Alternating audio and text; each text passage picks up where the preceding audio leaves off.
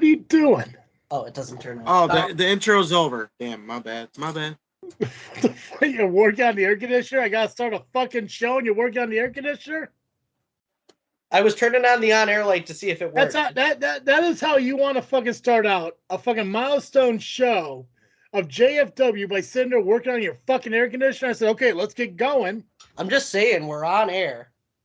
I know, and I get a big fucking camera angle of your fucking asshole while fucking Nubby's up there strumming his guitar or fucking belt like a guitar. I'm sitting there getting my mind right. I look up and boom, there's your fucking Pornhub ass fucking trying to mess up this entire entrance of a milestone fucking show.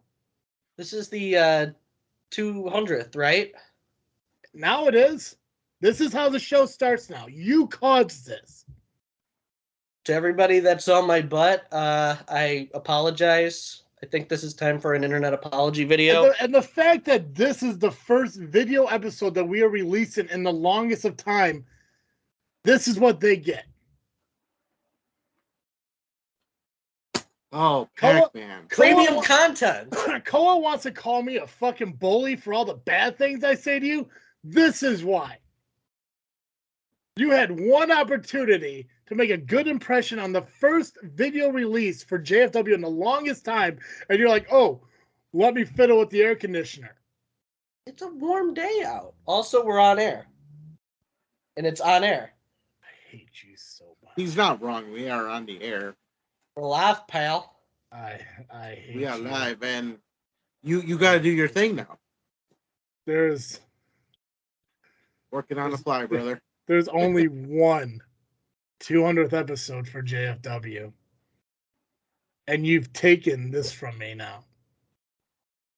What else can I say except you're welcome? I hate you so much. I don't have a lot of regrets in my life, but you are one of them. And that's a quote from your father. Flash Harris? The other one. Oh, Dad. Okay, got it. There we go.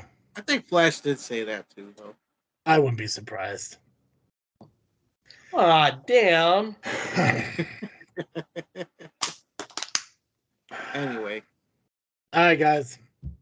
Well, it's that time again to step in the ring with the greatest faction in podcast history.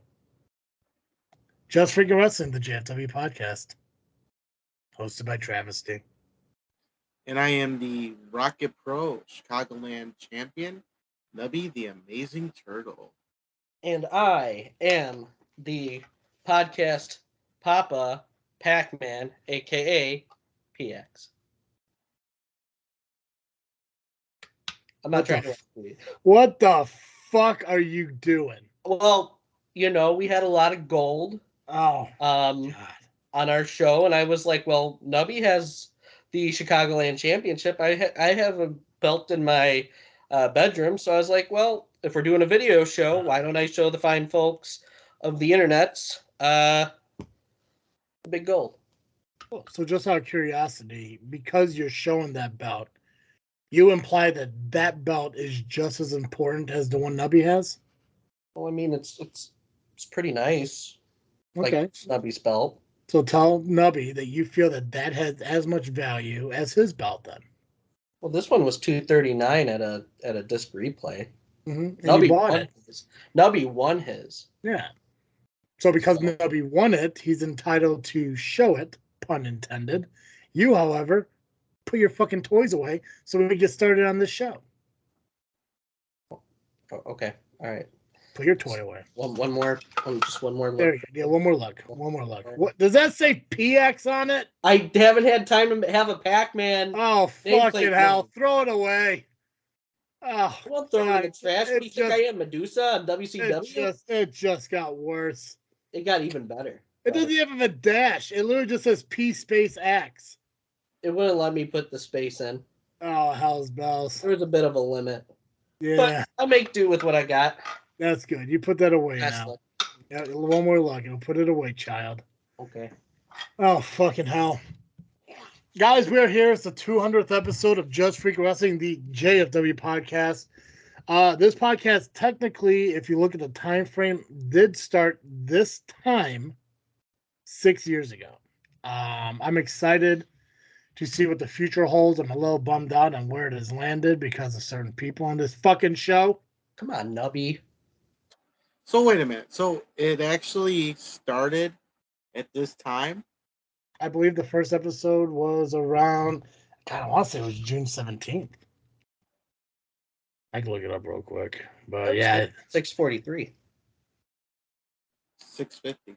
Oh. Your clock is wrong. I will bury you. June Okay, 3rd. like Steven's time, you're right.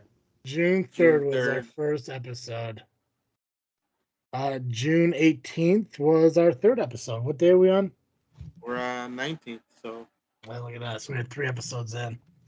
Yeah, so 6 years ago this month, we started out Just Freakin Wrestling, the JFW Podcast. It was with me and Dizzle J. Over the years, it grew with more people coming on, such as Dally, Superfan Steve. Unfortunately, none of them can make it here over the course of the last year. Nubby showed up. Pacman was invited, and this is where we're at now. 200 episodes in. We got some questions for some listeners and viewers, so we thank you for those, and we'll go over those and stuff after we finish up the business side of the show, where we got to talk about the results of Dreamwave. Dreamwave, yes.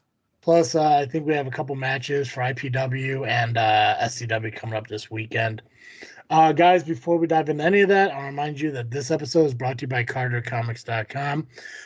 Pacman, that's a real sponsorship. So take notes of that when you go back to the Lovely Intoxicated podcast and you make up stupid ones that don't exist. This is a real sponsorship with real money.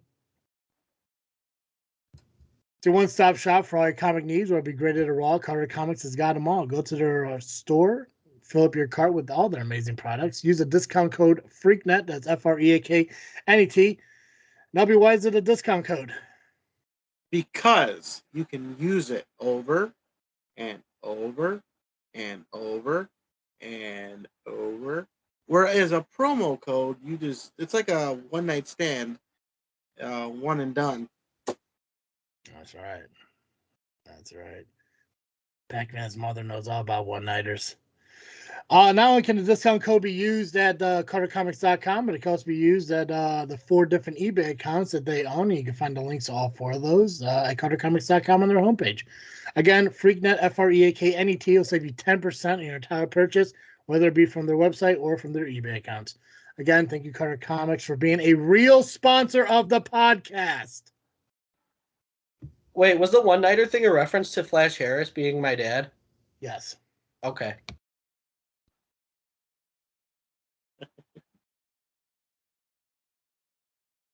We're just getting stepmother factor in and all this stuff. Oh, the hot girl with the goofy name? Girl. Oh, Zoe. Yeah. Still don't know if she's dating fucking JJ now. Our show didn't make that very, very clear, but we do know she was reading. That's important. Do you, though? Do you know? Are you sure she wasn't reading and not trying to find help? Well, you can find a lot of help in a book while reading. True.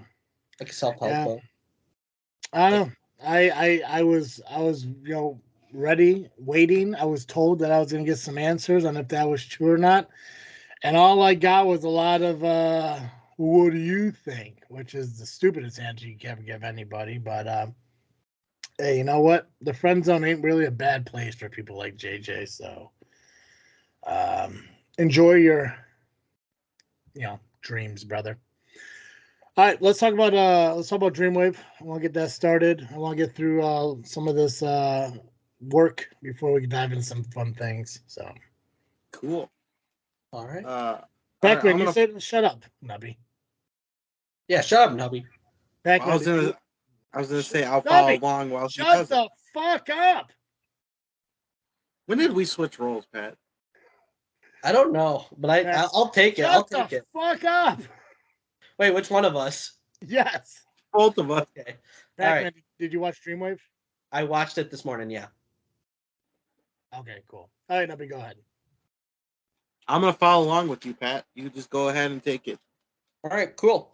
So the first match from Dreamwave, Nothing from a Good Time, from this past Saturday at Knights of Columbus in LaSalle was the 4-star heroes of Chris Castro and Matt Nix versus Hartenbauer and what was supposed to be Mike Bennett, who had to step away because he had to go to AEW at the United Center, and who replaced him but boom boom Colt Cabana himself. Before the match, 4-star heroes jumped Hartenbauer, and in order to even the score, Colt Cabana's music hit. And in a competitive match, Hartenbauer and Colt Cabana win. After the match, Colt announced that he will be wrestling during the double shot on April 4th and April 5th. Hartenbauer also announced that Mike Bennett will be back August 4th, as will Mance Warner and Manders. There will be a tables, ladders, and chairs match on night 1. Awesome. Following this was Becca versus Kaya McKenna. Becca is new, right? I believe she was making her debut and introducing her ground rules for singing, because she was going to perform a bit before her match. Couple of the ground rules was don't compare her to Taylor Swift and no witches. Kaya interrupted her before she could even start to perform. Becca pinned Kaya McKenna and wound up getting chased by Kaya after the match for taunting her for losing. Next, we had Stephen Wolf versus Connor Hopkins, the Heartbreak Coyote. Damian DeShane came out to distract the ref, and Brooks Burna hit Wolf while the ref was distracted, and Connor Hopkins defeated Stephen Wolf. After this, we had Seduce and Destroy, Bucky Collins and Aaron Xavier versus Axel Rico and Marco Cordova. Now, let's keep in mind it was supposed to be the Dope Kings, but they didn't show up. That's right. As far as I know. Card subject to change. Glorious card subject to change. So they made the ref ring the bell since they weren't there, but the team of Axel and Marco came out regardless. So Axel Rico Powder, let me see what's going on here. So my notes make no sense. So basically, who wrote them? Who got you your notes? I did. Yeah, that makes sense. So my notes did not make sense. So now that I'm okay, now I'm making sense of it. Zeke, right, was the manager, threw powder in the eyes of Axel Rico, took him out of the equation. Seduce and Destroy pin Marco for the win. After the match, the Nasty Boys and Brooklyn Brawler came out to attack Seduce and Destroy. There was a lot of everybody experienced Pity City, and they beat down Seduce and Destroy. You're like the nerdy kid in front of the class trying to get through a book report of a book he did not fucking read. I did watch the show. Did you? My notes did not make sense in the order in which I wrote them. I didn't have my coffee yet at the point in the morning.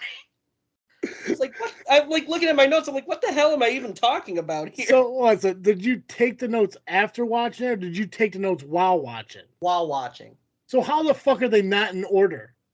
It's not that they're not in order. The way that I wrote them just didn't make sense. You know, it was a couple months ago. Fucking Nubby comes to me. Hey, man. I know you don't like him. I think PX would do a lot of good for our show. Still feel that way, Nubby?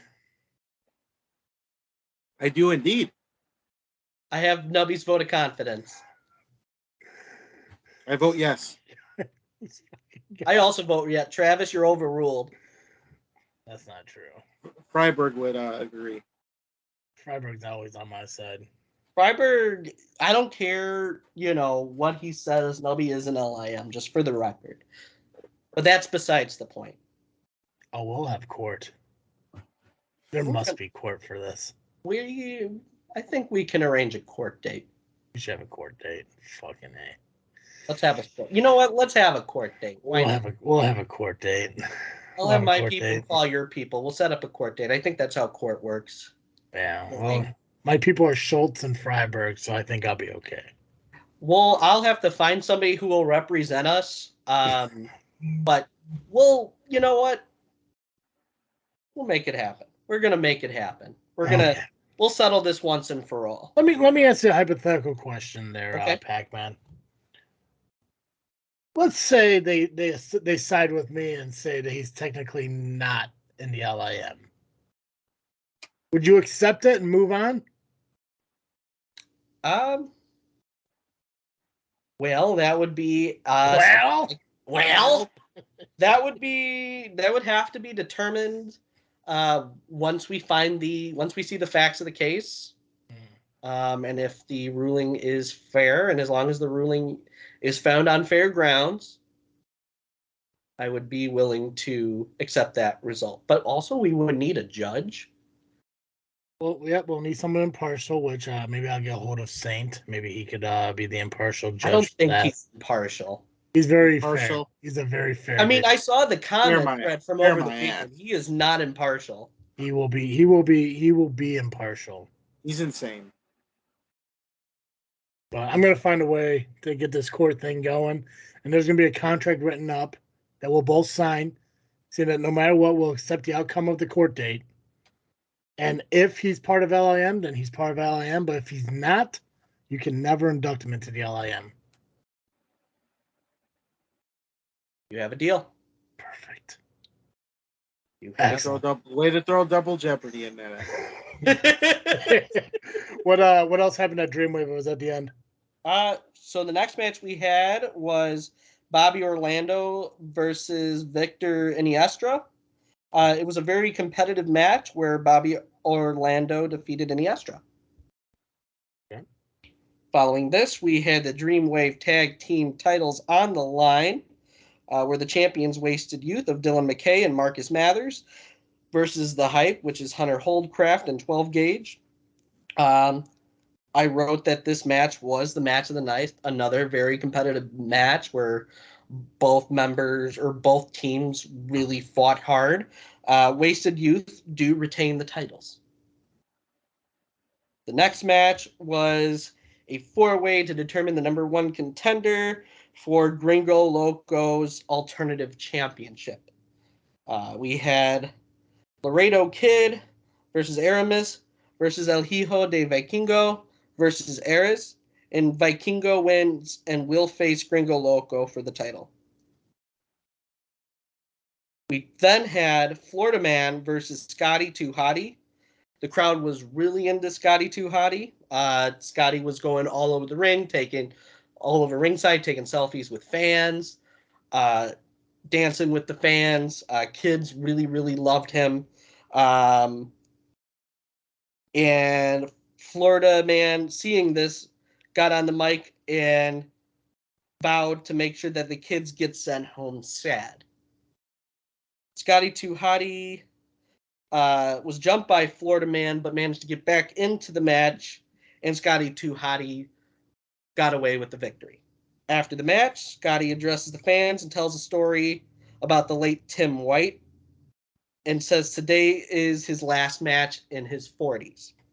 And thanks to fans for their support over the years. And lastly, we had a last man standing match between Christian Rose and Vic Capri. Christian Rose ripped up Capri's banner before the match, which led Capri to throwing a garbage can at Christian Rose's head as he was getting to the ring. The fight went into the crowd. There were lots of instruments and weapons used in this match. Kendo sticks, chairs, you name it, it was in the ring. Couple highlights of the match for me was a sliced bread attempt by Vic Capri, which was turned into a tombstone pile driver by Christian Rose onto a chair. Another moment that, because Vic Capri came out with Bombshell Shelley, And at one point, Christian Rose kidnapped, in a way, Bombshell Shelley, brought her into the ring, and tried to make Vic Capri lay down for the 10 count, or else he was going to harm Bombshell Shelley. Shelley does get out of that, though, and Capri tries to mount a bit of last-minute offense. The Coyotes come out, despite being banned from ringside for this match. And the ref is taken out, just complete chaos. There's no order. But then comes Earl Hebner to the ring to officiate the end of the match. Now, during the ending sequence, Christian Rose pulled out some money to try to bribe Earl Hebner, which at first Earl Hebner didn't accept. But then, as Vic Capri shoved Earl off of him, he was seen picking up the money off the ring mat, and then Christian Rose hit him, and Earl Hebner did a fast 10 count, giving Christian Rose the match. So the Sal screw job. Coyotes are going to say Capri screwed Capri, but at the same time, at the end of the match, Earl Hebner ripped off his ref shirt to reveal a Coyote shirt. So the fence was in. Perfect. Did he sell the ring mats and shit at the end of the show too, or? Not that I'm aware of. But I got the reference. No, that's awesome. And it's weird too because Pacman, is that the first Dreamwave show you've ever seen? That's the first one I've seen in full, yeah. Okay. Because I know and a lot of it is Steve kind of educating me on the Coyotes and stuff, since they are still fairly new to me, is that the actions that Christian Rose had at Kicks on 66 is actually norm for him down in Dreamwave. Like, he almost tones himself down in Rocket Pro. So I'm surprised that's not match of the night for you, but I trust that you know enough about wrestling to pick match of the night. So that's awesome. By the video you saw, the crowd, was it standing room only, sold out? It was standing room only, sold out, packed house from everything that I saw. I will say that was a very close second for match of the night. All right. You know who can't say that this past Saturday? Who's that? AEW Collision. Treated. Saw those empty seats too, huh? Yeah, I think it was what, like 25% of the building was filled? Something like that. I heard they brought in Gila Monster because they know he's good with being an inanimate object. They brought him in to be a seat in section 300. Right. He's one of those goofy ass fucking poster boards that they're sticking in seats at fucking baseball games and shit. Yeah. You know what gets me is these fans of AEW, they try to justify that, oh, it's on the hard cam side. They don't do it. It's a normal. No, it's not. Because if you ever went to a fucking Monday Night Raw,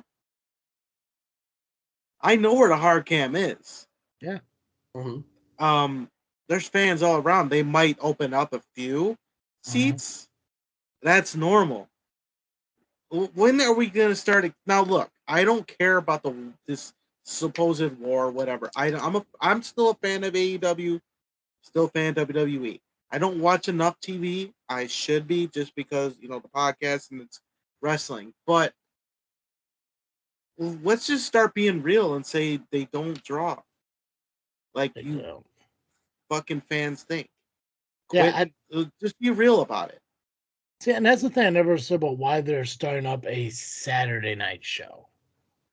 That's what I don't get. It's like people say that WWE is running pay-per-views to, because WWE wants to go after the independents, but actually, no.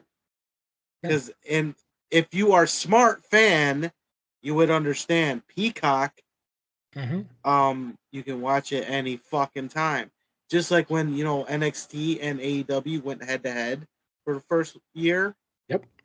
Did you know we had this thing called DVR? Yeah. Yeah. It's nutty, and the whole reason I asked about the attendance at Dreamwave is to prove that independent wrestling is still fucking alive.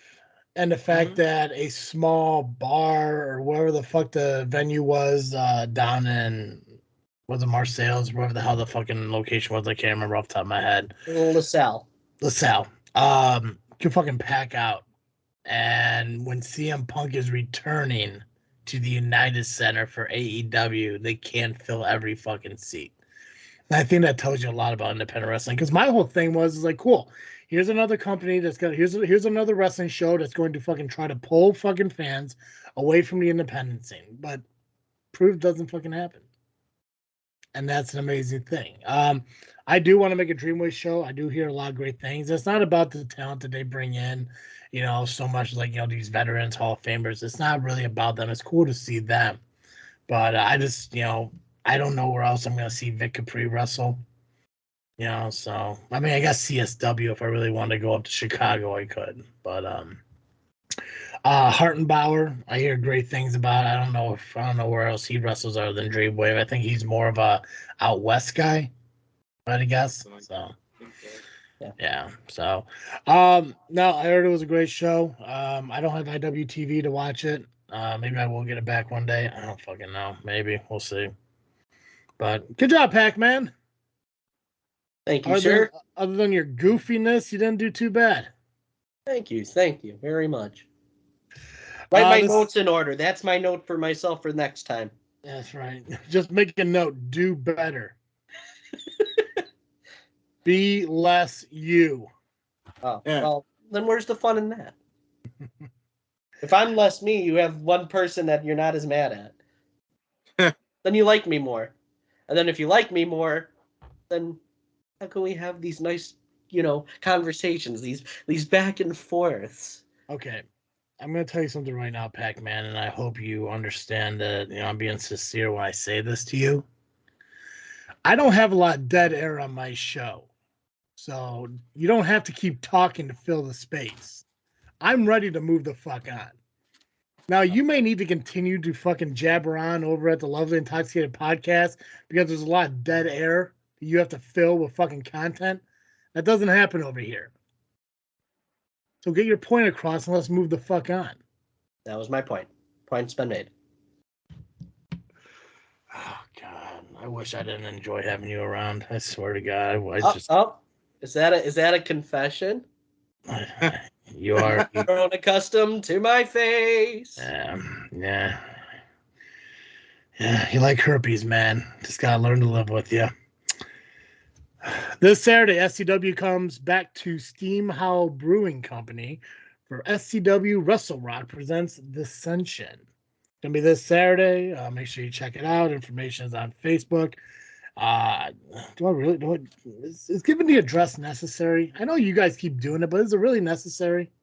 Yeah, because we got to know where we're going, 450 South Spruce Street, Unit C in Manteno, Illinois. Tickets are $20 at Fit Body U, Steam Hollow, or reach out to SCW to get your tickets, or just buy them at the fucking door. Just get there. Don't be fucking over motivated. Oh, hell's bells. Hey, look at that. Fucking Apex made event for his SCW debut. Fucking Mark. All right. Doors open at 6:30, both times at 7. Band's playing, all the good shit. Just a few matches that have been confirmed and official as of right now. We're going to see Eric Schultz take on James Creed, which is a match I've been wanting to see since Schultz got there. I think it's going to be a solid fucking showing. Johnny Chaos will be taking on the returning JPH. So I think it's finally got him out of the box, huh? Right. Nothing against Me Hooks or any other competitor that Johnny Chaos has ever faced before now. But I think this is probably going to be his toughest competition yet. Well, it is JPH, and he's an asshole.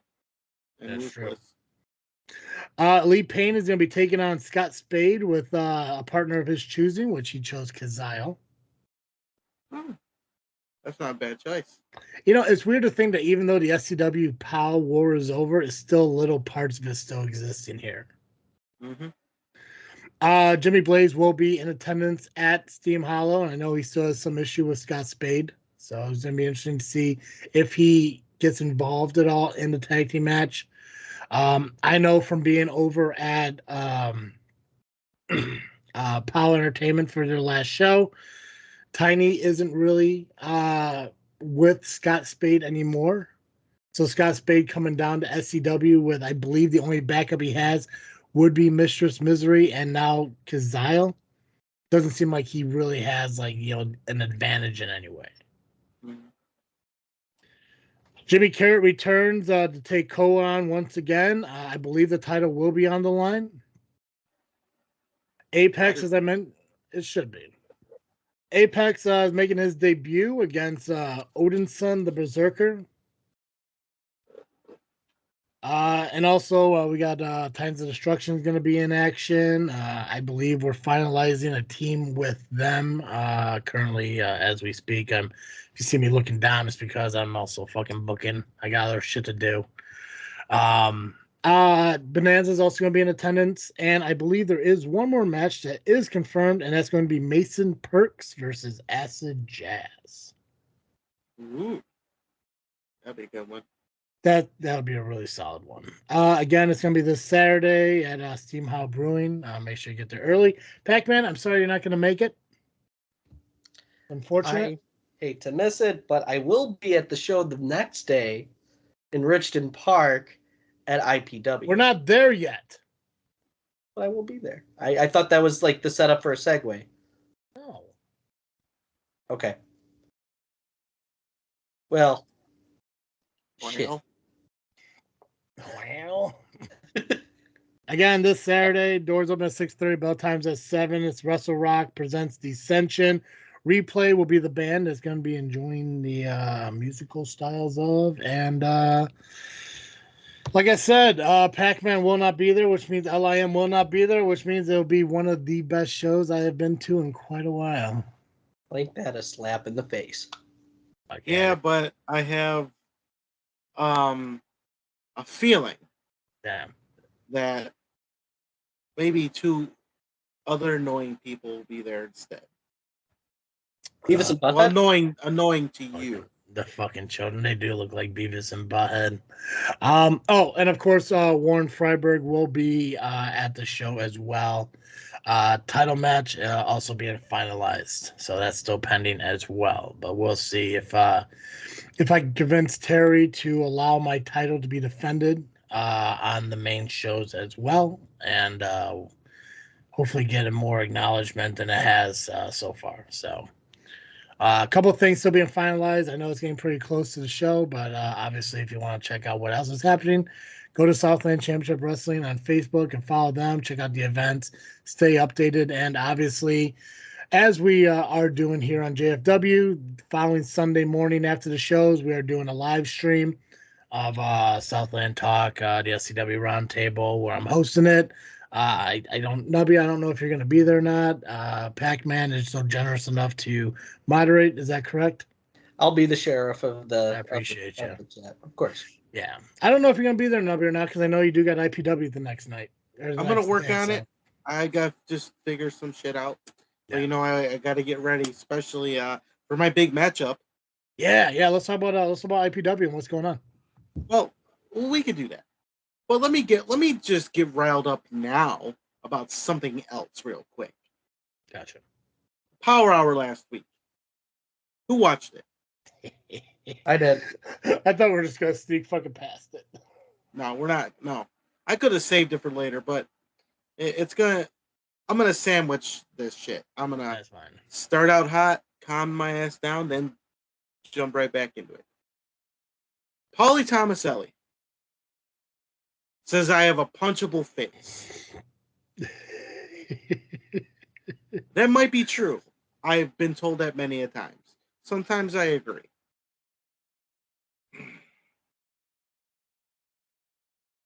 Rocket Pro Wrestling. Give me Paulie so he can punch me in the face. Ooh. Thank you. On to IPW now. As IPW returns to Richmond Park at the VFW Post 311 22341 Governor's Highway in Richmond Park. General admission tickets are $15. Kids, if you're 10 or under, it's only $10. Doors open at 1 p.m. Bell time 2 p.m. All right. Only a few matches have been announced. I believe this might be it because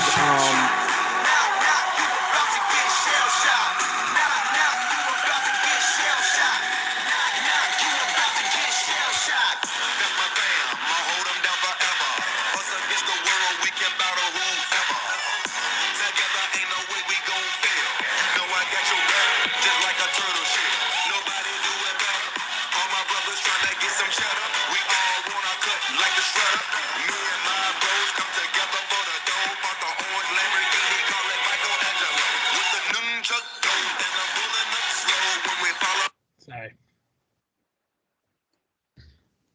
Couldn't help myself. well, I know you couldn't help yourself. All right. We have a host. I just love how like I have to get this out of the way first. And the only thing he said was he says I have a punchable face. Rocket Pro, give me Polly. Yeah, that's all I had to say. Of everything he said, that's the one thing you're focused on is the punchable face thing. Well, the way I see it, I could dwell on everything he has said, but Yeah. I just figured take the easiest part, which was him saying I have a punchable face. Solid. But if he has the balls to actually really do it, come and do it. You know. So, Rocket Pro, please make it happen. And the thing is, you have to do it at Rocket Pro because I don't understand how he doesn't believe the pop you get. Because you know what? He has never believed in me, ever.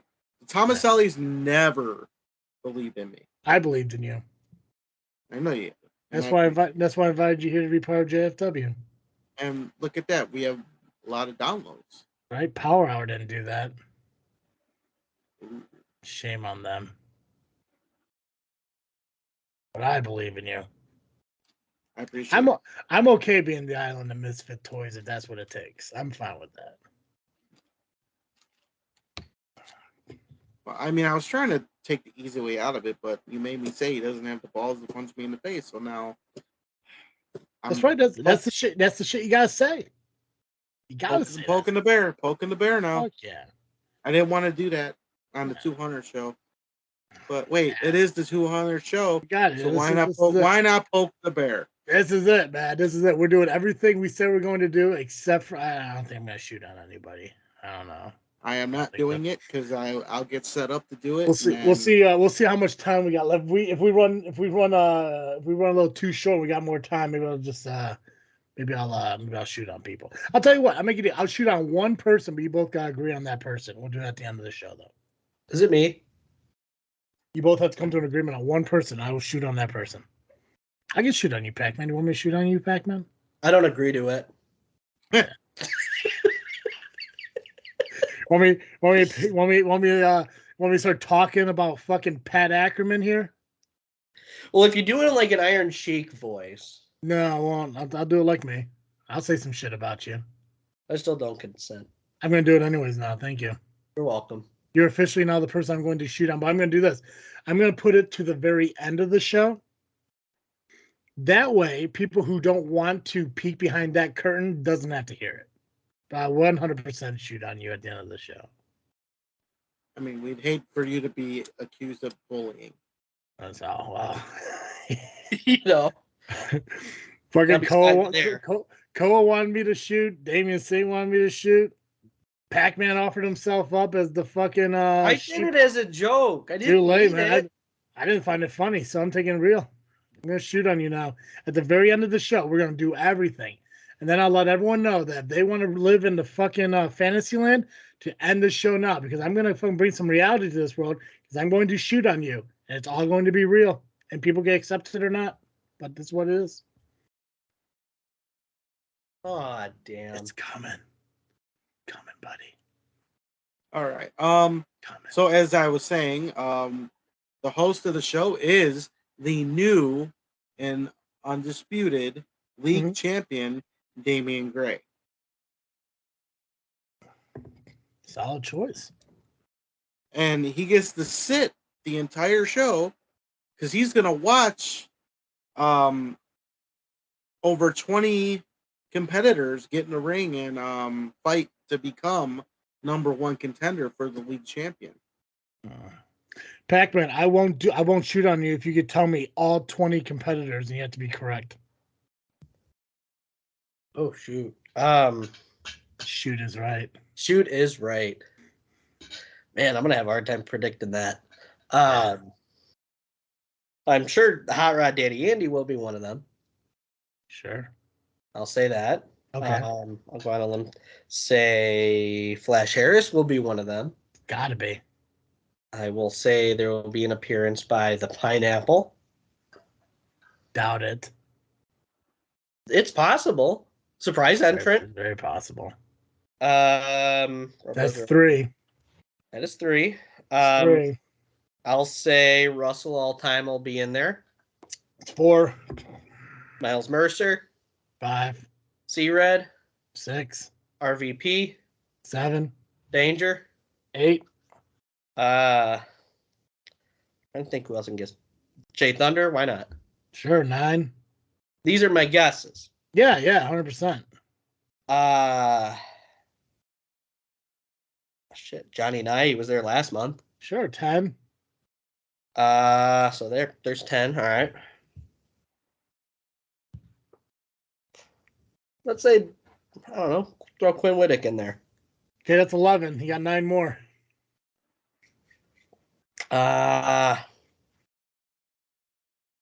Muggsy. Newly 12. engaged Muggsy, James. Congratulations. Yeah, congrats, Muggsy. That's 12. Throw in a little main event, Steve.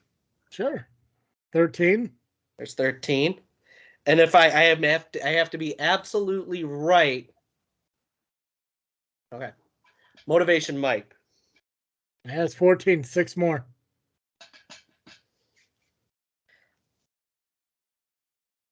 Oh, let me think of some more. I'm coming to more names. Corey McHenry. Yeah, that's 7. Or no, that's 15. You got 5 more. 15. All right. It's 15. 5 more. I'm gonna make more guesses here. How about Kid Lat? Well, wait. I got to come up with the list. You can't give me Okay, ideas. sure. Then it's cheating. Sure. We'll say I'm gonna make a real out of the box prediction. Sure. This will be legit out of the box prediction. We're gonna see some surprise appearances from the final level. Shogun and Marche. I got 3 more, man. All right. I'm gonna say we'll put in all right, 3 more. We'll throw Rion in there. Okay, 2 more. Took you to 19.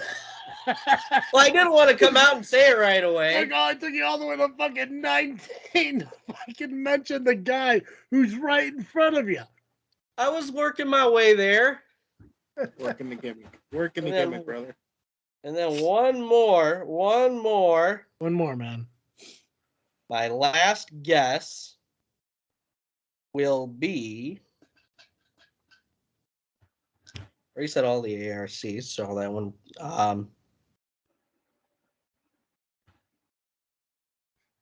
Oh, you didn't mention the Bros. I already did mention. You didn't mention Bros. You mentioned the Pineapple, but not the Bros. Oh, that's right. I mentioned the Pineapple. Pineapple. Number 20 will be another person that is very familiar to Rocket Pro Wrestling fans. Okay. It'll be someone who Just name the fucking guy or girl. Chuck Anderson. There we go. Okay, this is why you're getting shot on at the fucking end of the show. So shooted. You're gonna get so shooted. It's gonna be ridiculous. Well, he was in the Rocket Rumble, so he does have experience. Yeah. He does. Yeah. All right, Nubby. What matches are scheduled besides Battle Royal? Well, we did mention Kid Lat. Yes. He'll be teaming with Quinn Whittick against EJ Swanson and a partner of his choosing. Which I think is smart by EJ Swanson not to mention his partner, to not give them, to give him more of an edge for the tag match. Mm-hmm. Any guesses on who it could be?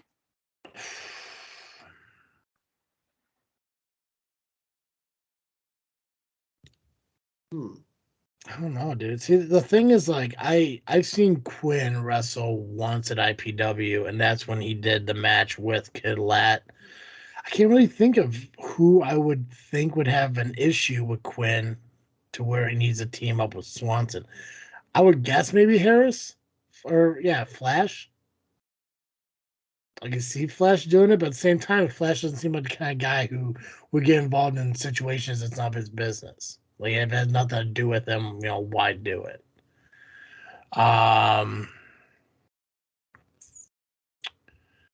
Moondog.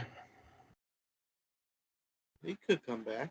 I can see him doing it. I don't know. I really don't. I don't know a lot about IPW and the history with Quinn there, to where Now I know we know Stone's no longer at IPW, right? So you can't drag that RPW feud from over there. I don't know. That's a tough one, man. If I had to pick somebody, I'd go Flash Harris. That'd be my pick. That's a good pick. Solid. Yeah. All right. For the tag team titles, we got the Bro Bros defending the tag team titles against Diesel Trax and Sean Danger. I like those guys. They drink. Yeah. There's a lot of under the influence happening in one fucking ring, though. Yeah, one side drinks, the other one smokes. Yeah. There's a lot of DWI fucking action happening there. Ooh, if they had a stable, that could be their team name. Yeah, but I don't. You can't say driving while intoxicated. You have to do something else. Drunk Wrestlers Incorporated. There you go. Yeah, that could work. But the thing is, you're not incorporating the high part when you say drunk. Ooh. Drunk parentheses and High Wrestlers Incorporated. No, that's a stretch, bro. It's a bit on the nose. It's too on the nose. Stretch. Yeah, that's a stretch there, bro. Yeah. Bit on the nose. Yeah. The contract signing is going to happen between Backwoods Brown and Max Holiday for the future cage match. Unless Max Holiday decides to pull a Backwoods Brown and not show up, and wouldn't surprise me. And then someone's got to give Backwoods Brown the bad news, and yeah, I wouldn't want to be that guy. Pacman can do it. But will that lady with the red pants protect me like she did C-Red last month? No, she'd let you die. I'm sorry, bro, but you ain't no C-Red, man. Well, I'm his grandson. That could be your future step grandma. Well, then, yeah, she could fight for me. I don't think she'd give a fuck about you. Oh. Well, I like the idea. I like the idea.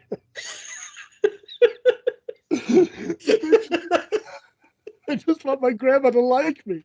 How come she don't want me, man?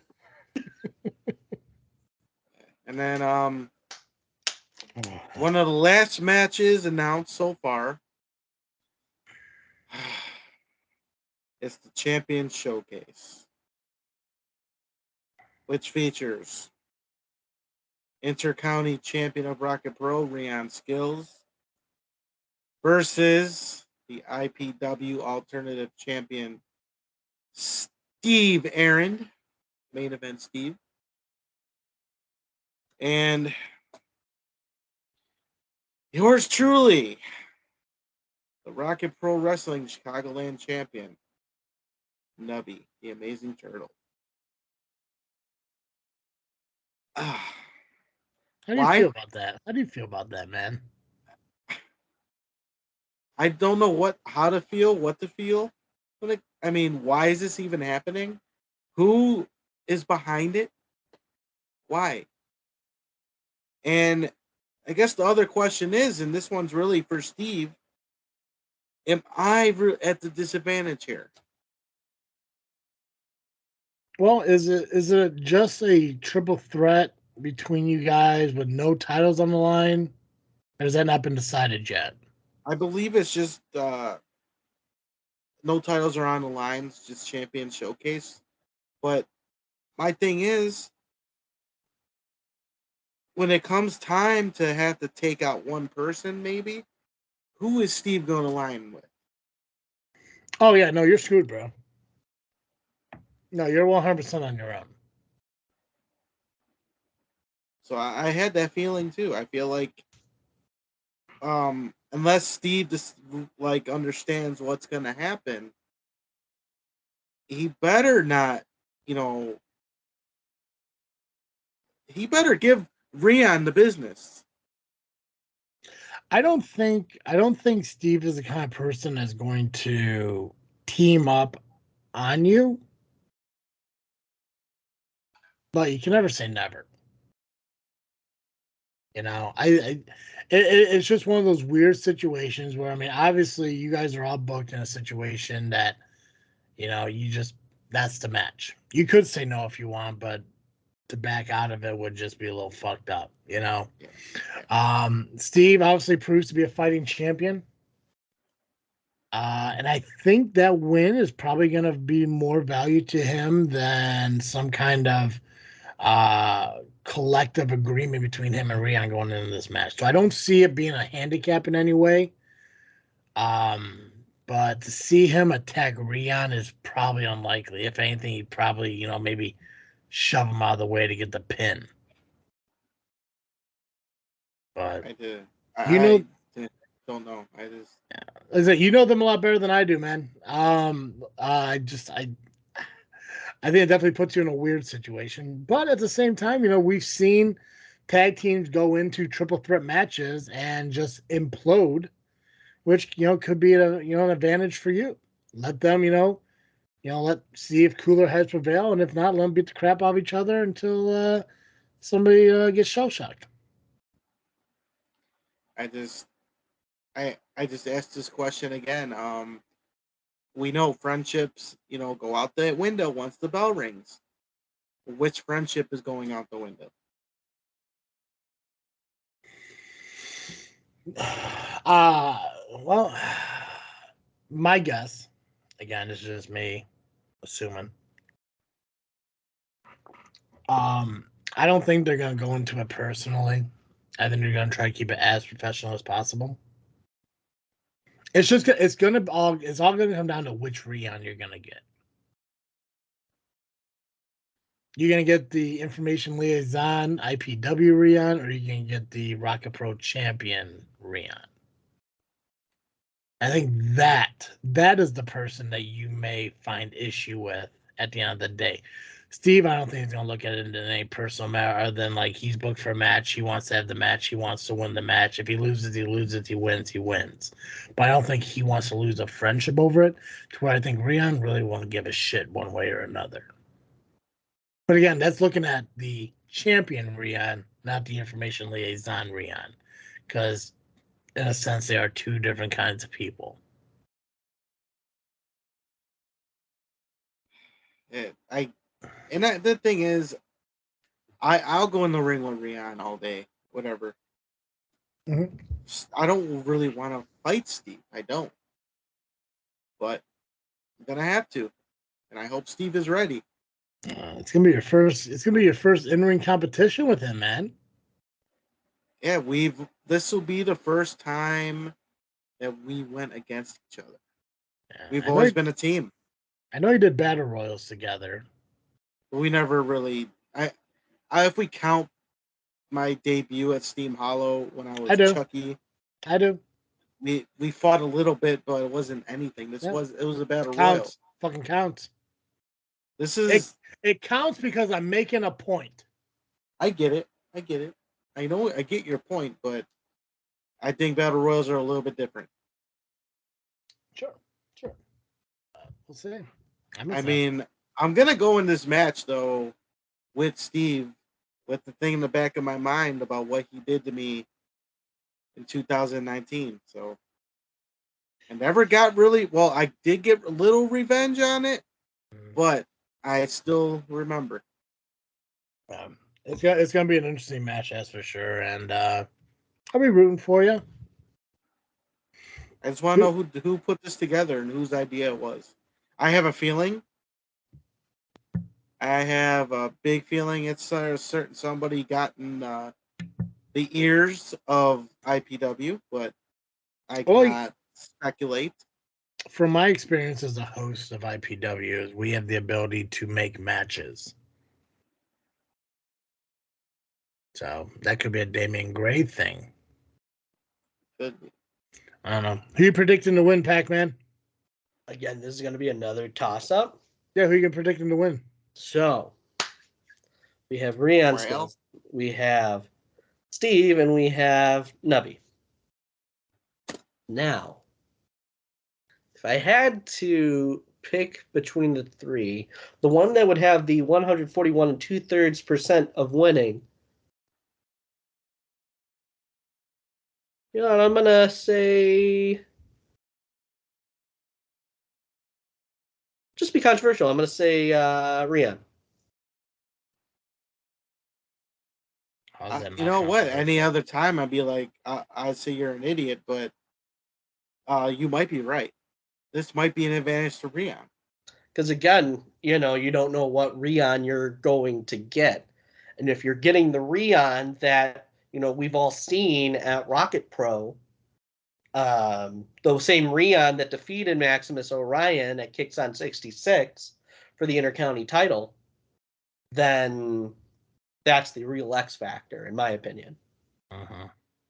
And I do agree that could be Rian because as I sit here and think about it, yeah, those two are probably going to team up on me. I already see that. So I'm out of the equation. And then there's Steve, who I don't believe can beat Rian at all. So Rian wins.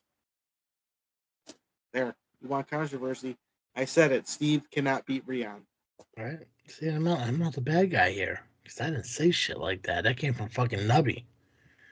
Fucking jump aboard that fucking bus, guys. All right, cool. Anything else at IPW, or is that it? That is it. But here's just a reminder. VFW Poster 11, 22341, Governor's Highway in Richmond Park, Illinois. General admission tickets are $15. Kids 10 and under, just $10. Bell time 1 p.m. Bell time. No. Doors open at 1 p.m. Bell time 2 p.m. Awesome. All right, guys, we got some questions that came in from you guys. I think I got all of them. So what I'm going to do is I'm going to read the questions that I collected. Mm-hmm. And if I miss any, just go ahead and share them. Because I did try to screenshot from all of our posts. I would have loved if everyone posted on the one, but I think there was like maybe 4 or 5 different posts that people messaged on. And I also got a few messages to me by myself personally. So I want to start with Steve's. Errant, the host of the Power Hour. Who's a guest this week? Nuke. Nuke. That should be a good one. Awesome. Power Hour Tuesday nights, YouTube, Facebook. Ooh. Since Nuke is Power Hour guest this week, Steve, I know you're listening. Paulie, me, Rocket Pro Wrestling. Though When does I do believe that there may be a couple match announcements tomorrow for Fall Brawl. I thought that's what I have read. So, if you're a Rocket Pro fan and you want to know what's potentially going on next season, you're going to want to tune into tomorrow's show. All right, Steve asks, when does Turtle get a shot at the High Voltage Championship? Better yet, when do I get a shot at it? Steve won't get a shot at it. I'll be honest with that. Turtle, I promised you a title shot before the end of the year. So, before December. Best way I could tell you. Tommy did comment on this. Referee from Southland said, Steve will get a title shot after Johnny Chaos does. Not true. Tommy doesn't dictate when title matches happen. And I don't have Johnny Chaos in a second High Voltage title match anytime soon. So, Choke on that, Jake. Nothing against Johnny. Great competitor. But I don't see it fair him getting 2 title shots before other people have opportunities for 1. So keep doing what you're doing. Earn it. That's the best way I can tell you. Tommy did say, however, it could go either way. I'll be right there calling the action. Of course you would, buddy. Because I gave you that opportunity. You're fucking welcome. Lovely Intoxicated Men, Rocket Pro Wrestling Superfan said, hi, yes, this question is for Travesty. Who the hell do you think you are? Well, I am Travesty. I am the host of the greatest wrestling podcast in the Midwest. In podcast history. Podcast history.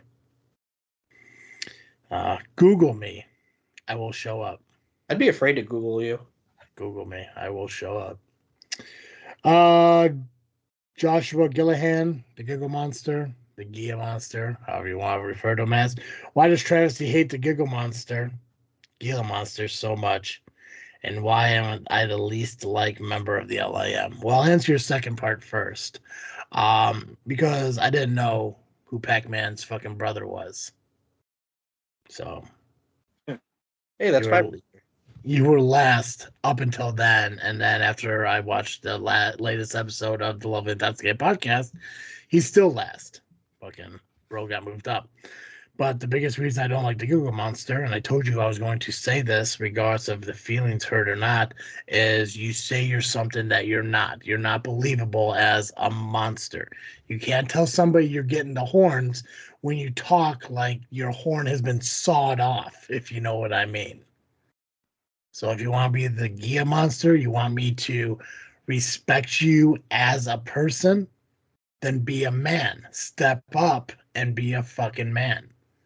Challenge somebody like you got some tone in your voice. Because what you're doing right now, I'm not sold on it. I'm not sold on you being, second in command of LIM, regardless of what Pacman decides. Now, that's your fucking group. And anyone can lead in any way you see fit. And if you believe that the Gia Monster is the best person to be second in command to the LIM, that's your call. If I look at it, bro's not even worth fucking leading the very last guy of the LIM. He needs to step up, be a man, get some tone in his fucking voice, and come at Gabagool or JJ or anyone else who doubts him and prove them wrong. Until he does that, I don't care much for him. He was better as the honorary Oos, but until he started calling himself the fucking Gia Monster, no. Okay, I don't want these all to be me. You have a lot of questions. Carl Morris asked, should there be a workhorses takeover? I don't know what he was asking. Is he talking about like if he was taking over a podcast, if they were taking over a show? I don't know I don't know who this fucking dude is, first of all. But Nubby, you know the workhorse is better than I do, so if you want to answer it.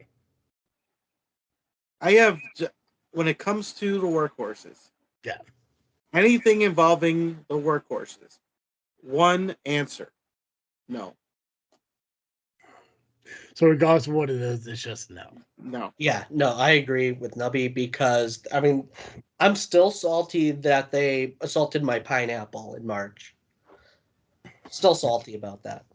Yeah. And one of them said you had an ego. How dare they? They also beat me up too, by the way, you jackass. How dare they be right about my ego? Tom Oakrey as Turtle. It's your last match ever. Who's your dream opponent? Love the Fourth Mother Box podcast. I take it that's your buddy. Yeah. Gotcha. All right, last match ever. Who's your opponent? So this was actually a tough question because I don't know when my last match can end or when it will be. It could be 10 years from now, and it could be somebody totally different that I don't know who at that time. What I can say it happens in a month. Let's just go with that. Let's do this. 20th anniversary. You call it. 20th? So you get what? So another year? Year and a half? Yeah, I'll be August will be 19. So August of next year is your final match. We'll do that. Okay. Well, ideally, if Tom was stuck it out in the business, it would be him. That flat out, no matter what. It would have been him. You're talking about the SCW referee? No, the one that asked the question. Because he actually was in the business for a hot second. Oh, okay, gotcha. Okay. But personal life, you know how that is. Yeah. It would have been him no matter what. If I were to leave next year, there's two people I would pick. One would be, and this is gonna sound so crazy, and people are probably gonna jump on it soon, maybe. Vic Capri. Really? Yeah. Why? Because would be. Because here's the thing. In my mind, when I think of final match, it's somebody that made an impact on your career. Well, he kind of did in a way. But I never hear you talk about Vic Capri. I don't really talk about that many people, honestly. Yeah. I mean, the only one, we talk about the Tomasellis a lot. Mm-hmm. That was because they trained me. Vic Capri is somebody who's a legend in the Midwest, in the business, period. He was actually on the first show that I ever went to in the independent wrestling and was one of the favorites. One of my favorites, besides your cousin Mike. Yeah. Although Vic Capri wouldn't give me a sign autographs, but I guess that because he's being a heel, whatever. But just because I learned a lot from him verbally about the business over the years, he would be one that I would have a last match with. Good. Oh, plus I never wrestled him. Yeah. I've wrestled all my trainers in some way, except I never wrestled Vic Capri. Never really trained me in the ring, but was in my ear a lot and taught me a lot of things. The other person would be Chris Miller. Because we worked together at a school, and he was, and there's that term, married to somebody. Well, at the school, it was always me and him, and we never got to have a singles match as, him as Chris Miller. Yeah. We all know, well, I had to wrestle his cousin instead. Yeah. But I never got to wrestle Chris Miller in a singles match. Don't ruin kayfabe for Pacman, bro. Yeah. Pacman, if you had to book Nubby's, I'm sorry, are you done or you got more to say? Chris Miller. Pacman, if you're able to book Nubby's last match ever for his career, who would you put him against? I would. Now it has to mean something to him, not something you want. Right. No, I understand. Yeah. So, question. I know it's a good question. That's why I asked it. This is what you do when you got podcasts. Learn. True. That's true. So, I think for Nubby's last match, why not make it a tag team match? Oh. and we put him with somebody who's been tagging with him quite a bit in Rocket Pro, that they're starting to, develop the history between them. And I would say he'd be tagging with Hot Rod Daddy Andy. Uh-huh. As far as the opponents, put him against the Idols, the team that Nubby has a lot of history with in IPW as well as in Rocket Pro. So if you were to do it at one of those shows, that's what I would do. I can only speak to what I know based on, the history of both of those promotions. As far as right now, we know Nye's not an idol anymore. How many idols are left, including Joey Roth? Is it still 5? So there are, let's see. So it's Kevin K. It's Flash. Yeah. Damian Gray. Yeah. Johnny Nye, it's still very vague. We're going to look at it as if he's not a part of it anymore. Okay, so we'll keep Johnny Nye out of it, then, just for the sake of this. Yeah. But I think it's just those 3. And then Joey Roth. Joey Roth and Roxy. Okay, so let's say those 4. Roth and the other guys. Who are your 4 to take on them in Rocket Pro? I'm gonna answer who I think for Nubby in a minute, but while we're on the subject of idols, you got the idols across from you. Who are the 4 you're booking them against? Pacman, so you got Hot Rod and Turtle on one team, and then the other team, why not put Joey Roth, who didn't Turtle defeat Joey Roth for the Chicagoland Championship initially, and then Kevin Cade, who Turtle just beat for the Chicagoland Championship. Okay. So it all connects to his career. So you want 2 people to take on all 4 guys? Well, not all 4 guys. It'd be a 4. No, I want all 4 guys are across the ring. Who are the 4 on the other side are taking them on? Okay. All right. So we're doing 4 on 4. Got it. So it would be Hot Rod, Turtle. You would put in... And who else would be? That'd be good. That's good. That's a... Yeah. I'm trying to think who else, like, Turtle would have that good history with, where there would be, like, they'd be tagging together. Why not the Tomasellis? Well, this isn't his last match. This is just a bonus question. Okay. So... And the Tomasellis don't wrestle together no more. I don't think Vito's ever going to wrestle Vito again. is retired. You're right, yeah. But he did say that he could come out of retirement.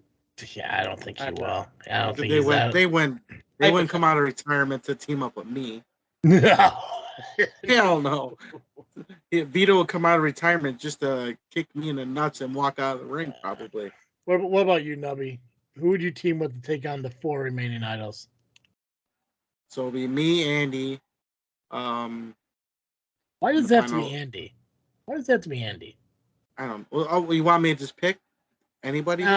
So hold on, you're going to do Andy in the final level? That's what you want. That's fine.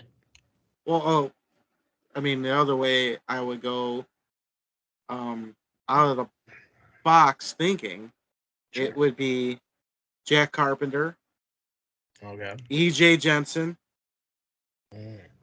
and Travis T. Yeah, there we go, my guy, my fucking guy. I would go with you, Steve, Nuke, and Maximus Orion. Because we still have yet to see Maximus Orion really do anything to avenge the shit that they did to his mother. I feel like that's still got to come at some point. Right. Koa asked if I was going to shoot on all the indie wrestlers. The answer is no. I'm just going to shoot on one person, and that is Pacman at the end of this episode. I named all the guys. You were wrong. Well, how do you know? Because of who you said. Was it number 20 that did me in? Oh, it was a bunch of them, brother. Was it the pineapple? Yeah, it's one of them. Was it Jay Thunder? Tell you what, I'm going to shoot on you, and if you are exactly right with all your predictions, I'll apologize next week. Deal. Tommy asked if I would ever wrestle will Travesty wrestle in SCW?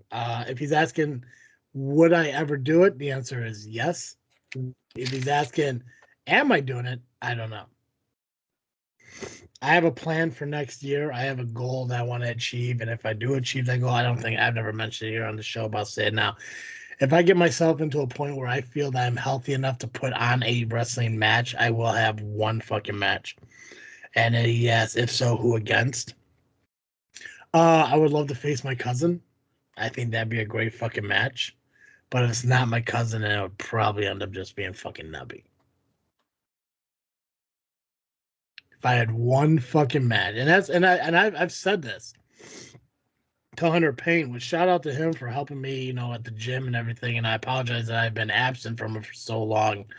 But I am going to get back into focus mode and get back there and work out with him and everything.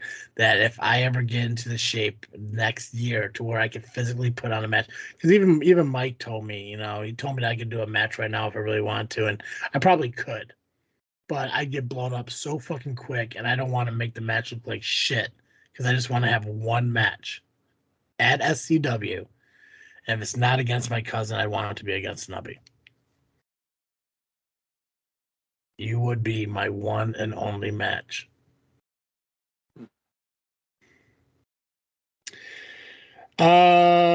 Jamie Salmons. I know this person. I can never pronounce the last name. Where do you see the podcast at 400 episodes? That's a good question. I see us in a studio by the time we're at 400. Yeah. Well, the rate we're doing this, because we're trying to keep it consistent weekly, that puts us at about 2 years from now. Yeah. So it's possible. The views are there. I mean, in order to do something like that, the sponsorships have to be there. The income has to be there in order to afford something like that.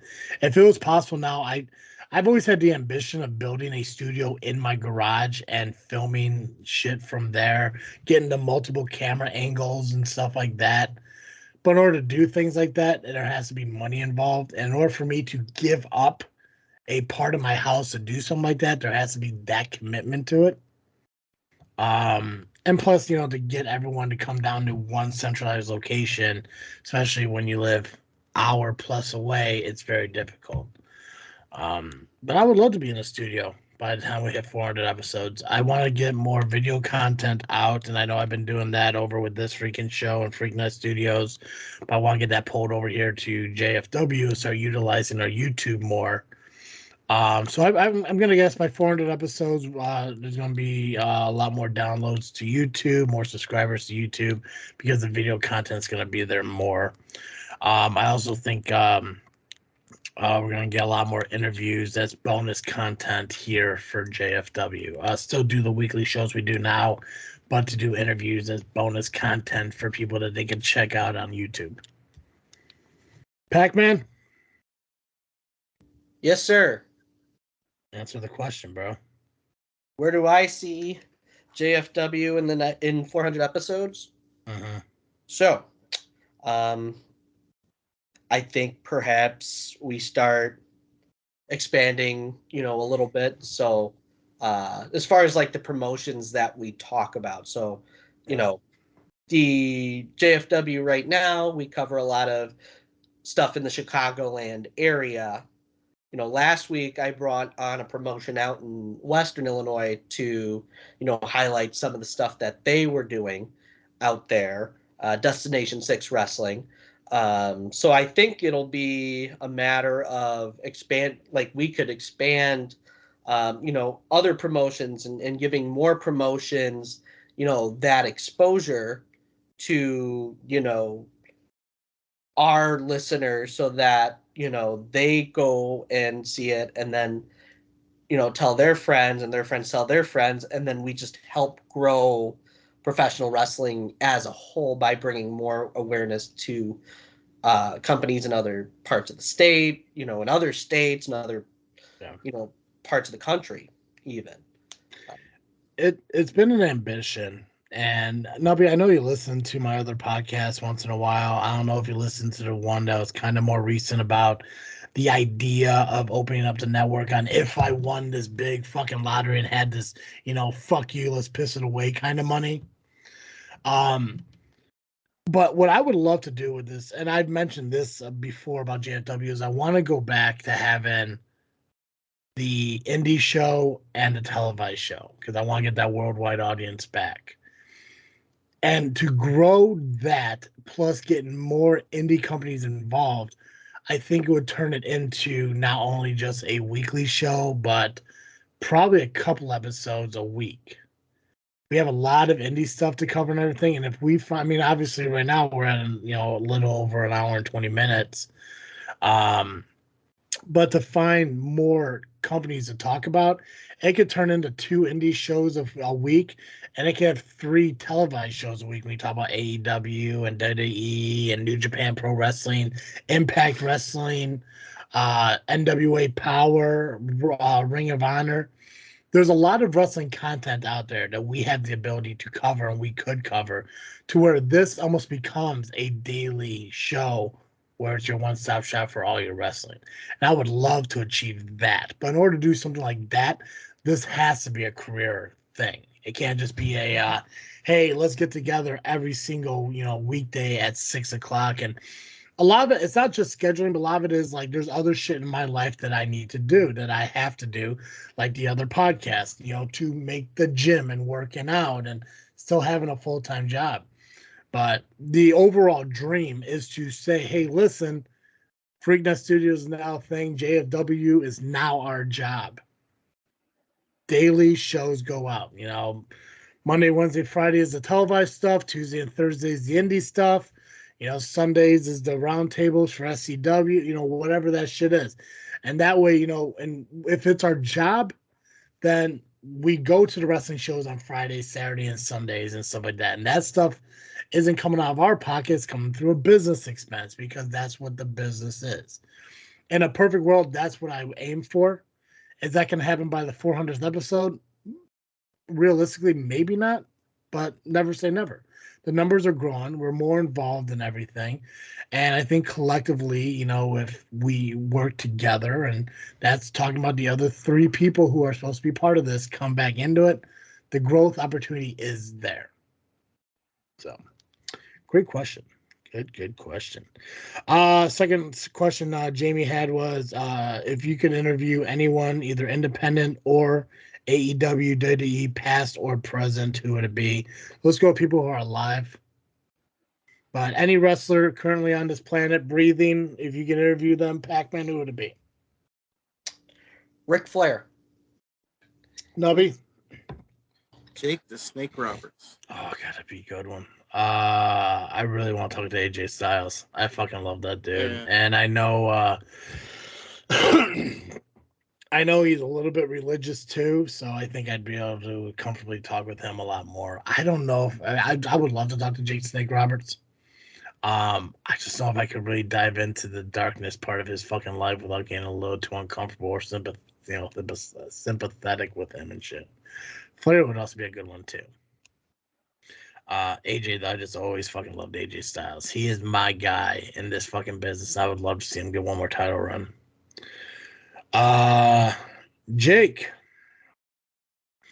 when is Johnny Chaos gonna get his high voltage title rematch? Oh, when everyone in front of him gets their fucking title rematch. I think I mentioned that earlier. He already had one this year. He doesn't need another one. Back of the line. Let's move it forward. When do you see him in the world title picture? Not for a while. What does he need to work on? Nubby, you want to take that one?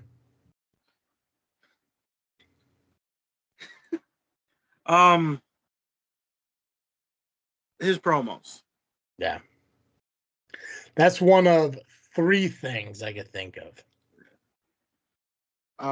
But yeah, like the enthusiasm is there. Yeah. You get it. You're passionate. But what Chaos needs to do is calm the fuck down. No, embracing the chaos. It's a redundant thing, but it's an accurate thing. You can be passionate, have so much energy, but you can also be calm. Yeah. It's one of the things, and like oh fuck it, I'll be honest. Whatever, it's fine. I've mentioned it before. I don't even know if I ever mentioned it on the show before, but I know I've mentioned it in conversations about how when certain people yell in their interviews, their voice cracks. When your voice does that, that should tell you that how loud you're doing it isn't working. Pacman, I could say the same thing for you. I don't know if you go back and listen to your Lovely Intoxicated podcast, but do you notice that when you're doing the intros to people, it cuts out at the end? Yeah, I know there's a train coming by, and I appreciate that. You don't got to answer right now, but you realize that, and you're a smart person. I'm sure you're going to correct that in the future. But that's the things that, people who are new to the business, new to the concept of things, Pacman, like being new to hosting a podcast stuff. When you do things, you realize, oh crap, that's what happens. I need to work on it. Those are the things you need to work on. So when you're sitting there and you're doing your promo, it's fine to be excited, but you don't have to yell. There's a way to be excited without yelling, because when you yell, your voice cracks. And Johnny's not the only person who yells and his voice cracks. There are other people who do it, and they get that premature sounding voice that just ruins the promos. At least for me. I could be wrong. I don't want to speak for everyone, but at least for me, when I see you trying to be intense and your voice cracks like you're going through puberty, it kills it for me. Another thing I would recommend I'm working on is lighten up on the catchphrase, because I do believe he said embrace the chaos on the live stream like 7 times. And it's fine to get it over, but just don't use that over and over and over again, as Jake just did when he said, when is Turtle going to embrace the chaos? That was another question. The third thing is it possible for him to explain to me what his gimmick is? Like, looking at it, I don't know what he is. He's like generic wrestler 4, which is fine, but tell me who Johnny Chaos is. It's okay, and Nubby, you know this. Pacman, you know this. It's okay to do promos outside of the next match you do. Tell people who you are. Give a promo on who you are. I mean, we tried to have him on the show, and we did a small interview with him and everything. It didn't go great. It was discussed. I talked about it with him. I think a couple other people talked about it. It did not go great. He didn't sell it as a work, and that sucked. But as his first interview, he did the best he could, and I can appreciate that and respect that. But nobody knows who he is, and it's great to get your friends out there cheering for you. That's fucking amazing. But it's the people who aren't your friends. Those are the people you need to sell yourself to. And those people don't know who you are. They're never going to. You're just going to be a dude who's walking out to the ring in black trunks with eye makeup on and a bandana, looking like fucking Will Zapka. Is that the fucking dude from Cobra Kai? Yeah. That's who you look like, and that's what people are going to think you are. You're going to be a guy who looks like a dude who should be doing karate, who's not doing karate, who just yells, embrace the chaos. Shoot a promo. Put a promo out there on Facebook saying who you are. There's little snippets, of wrestling back in the early 90s when people would come out to the ring and they're debuting, and there's a little fucking vignette talking about who they are. Just fucking do that. Establish your character and define who Johnny Chaos is. And if you do that, then the title opportunities are going to come to you. I don't know if that sounded mean, but I think it was pretty honest. I think anybody else would take that as, constructive criticism. Yeah. Jake, however, he's probably going to go cry on the internet about it. Well, Jake could fuck himself. I mean, come on now. But he did ask, when is Turtle going to embrace the chaos? Turtle, do you want to fight Johnny Chaos? I don't back down from a fight, so Gotcha. if it happens, it happens. If it don't, it don't. But the chaos is gonna get shell shocked. So I don't know how this is a question, but Tommy just put Creed versus Xavier when Koa versus Tommy, Gunn when Travesty versus Turtle. So I'm guessing is when is he going to see these matches? So Creed versus Xavier, I don't see it not happening anytime soon. I know it's happened before. Pretty sure it's happened before. yeah. If it hasn't, it's going to happen. It's going to fucking happen. Koa versus Tommy Gunn? I doubt it. If I can be honest, I don't think Koa's ever going to give him the time of day. I mean, I like Koa, don't get me wrong. Video's coming out. I think Koa's at a level now where I don't think him wrestling the new guys is going to benefit his career. And I don't see him being the kind of guy who's going to wrestle, especially since now he's a little bit twisted. And we've seen Koa Black be a thing. I think the selfishness in Koa is going to start showing up. I could be wrong. Koa could face Tommy if he wants. Hey, I respect him if he did.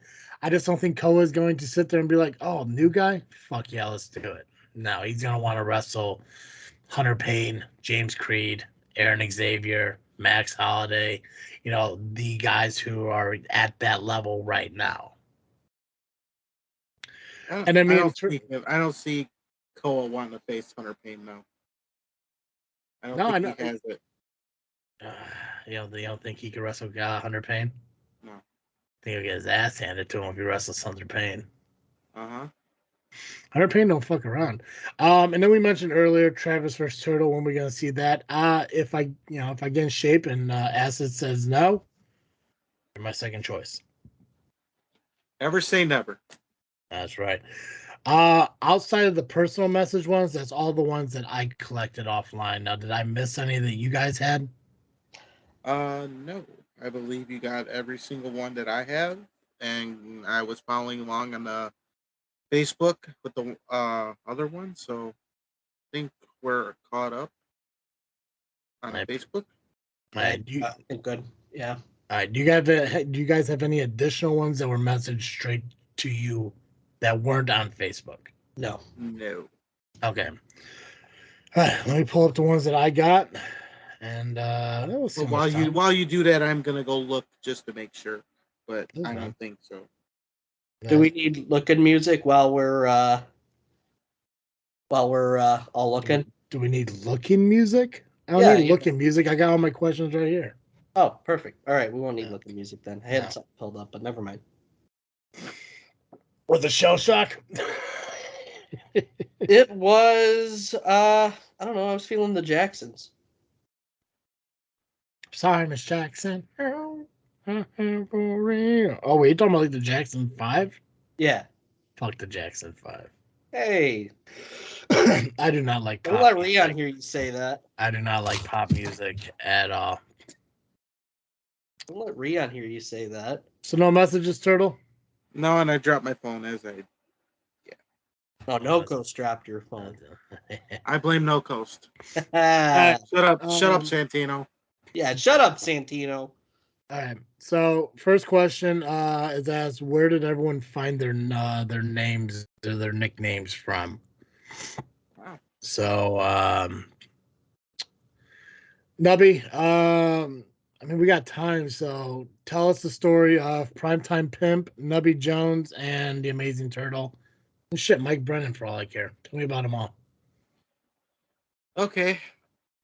So Primetime Pimp was actually just a nickname between an old friend of mine, because he was going with this thing called the Primetime Players. It was just a goofy bullshit.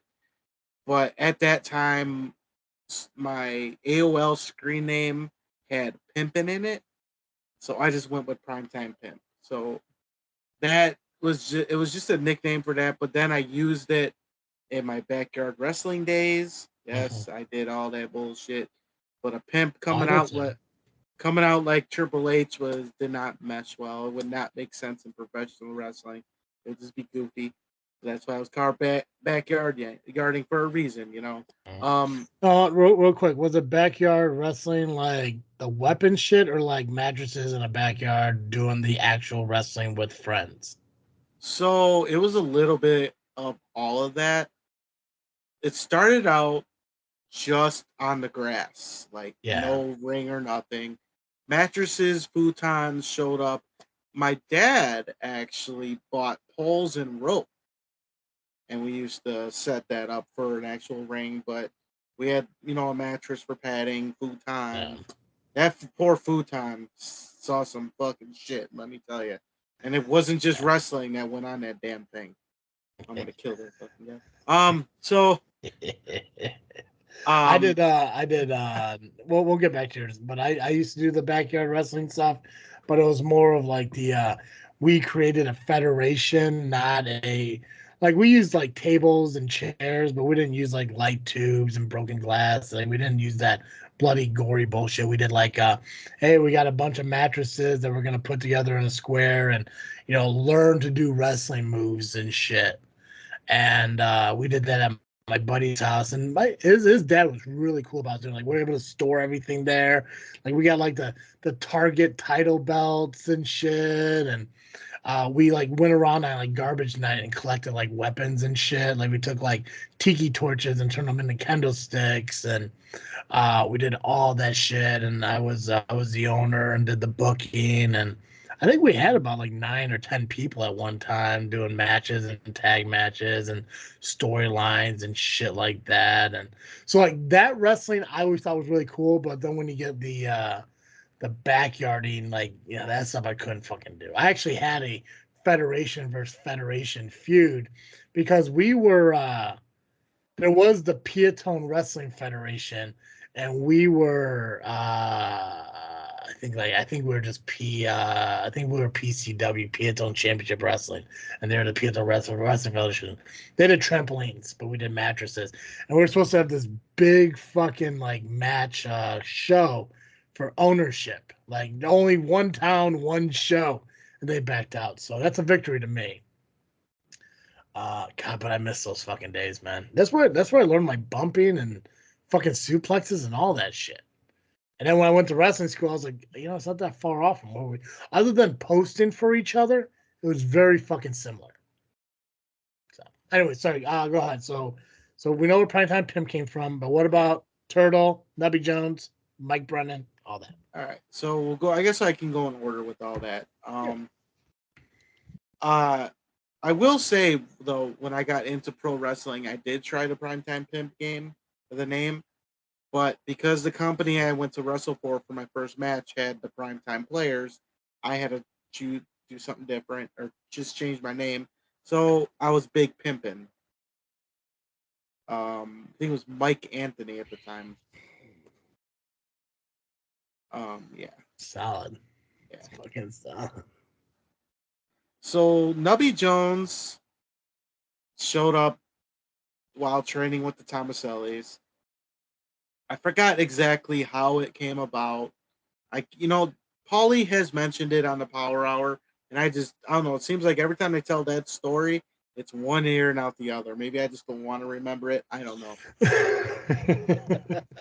But Nubby was actually just the name at the time.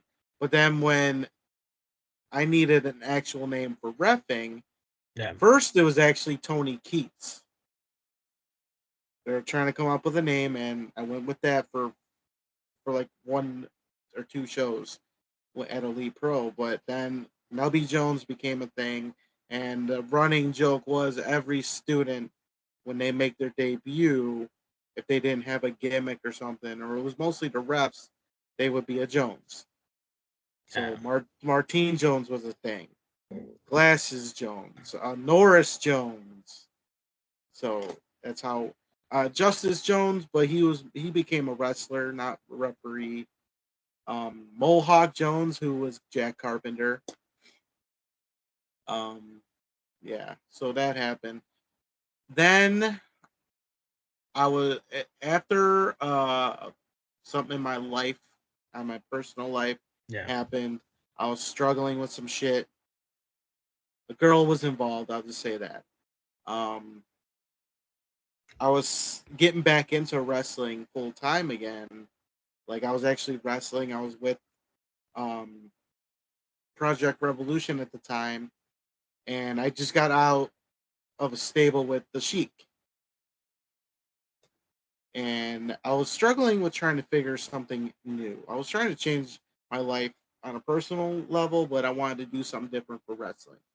So I changed my name to Mike Brennan as a referee and just the head. But I still needed a gimmick. So I'm sat there on my bed, looking around, trying to figure it out. My turtle hoodie was sitting right next to me. I looked at it, looked away, looked at it, looked away, and looked at it one more time, like, let's do the turtle gimmick, you know? So that's when the Amazing Turtle, Mike Brennan, became a thing. I try to separate the two, but it just, because every company I was working for wanted me to do the ref to wrestler, there was no avoiding it. I don't like you being announced as the Amazing Turtle Mike Brennan.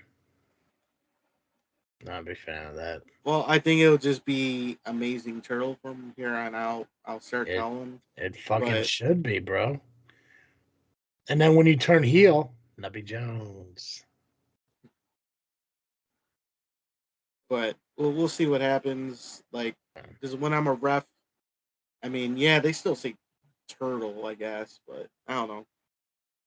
Who knows? I do agree that Mike Brennan needs to go, but that it'll still stick around for a while because of the the singlet I have, because it was custom made by Paulie Tomaselli, of all people.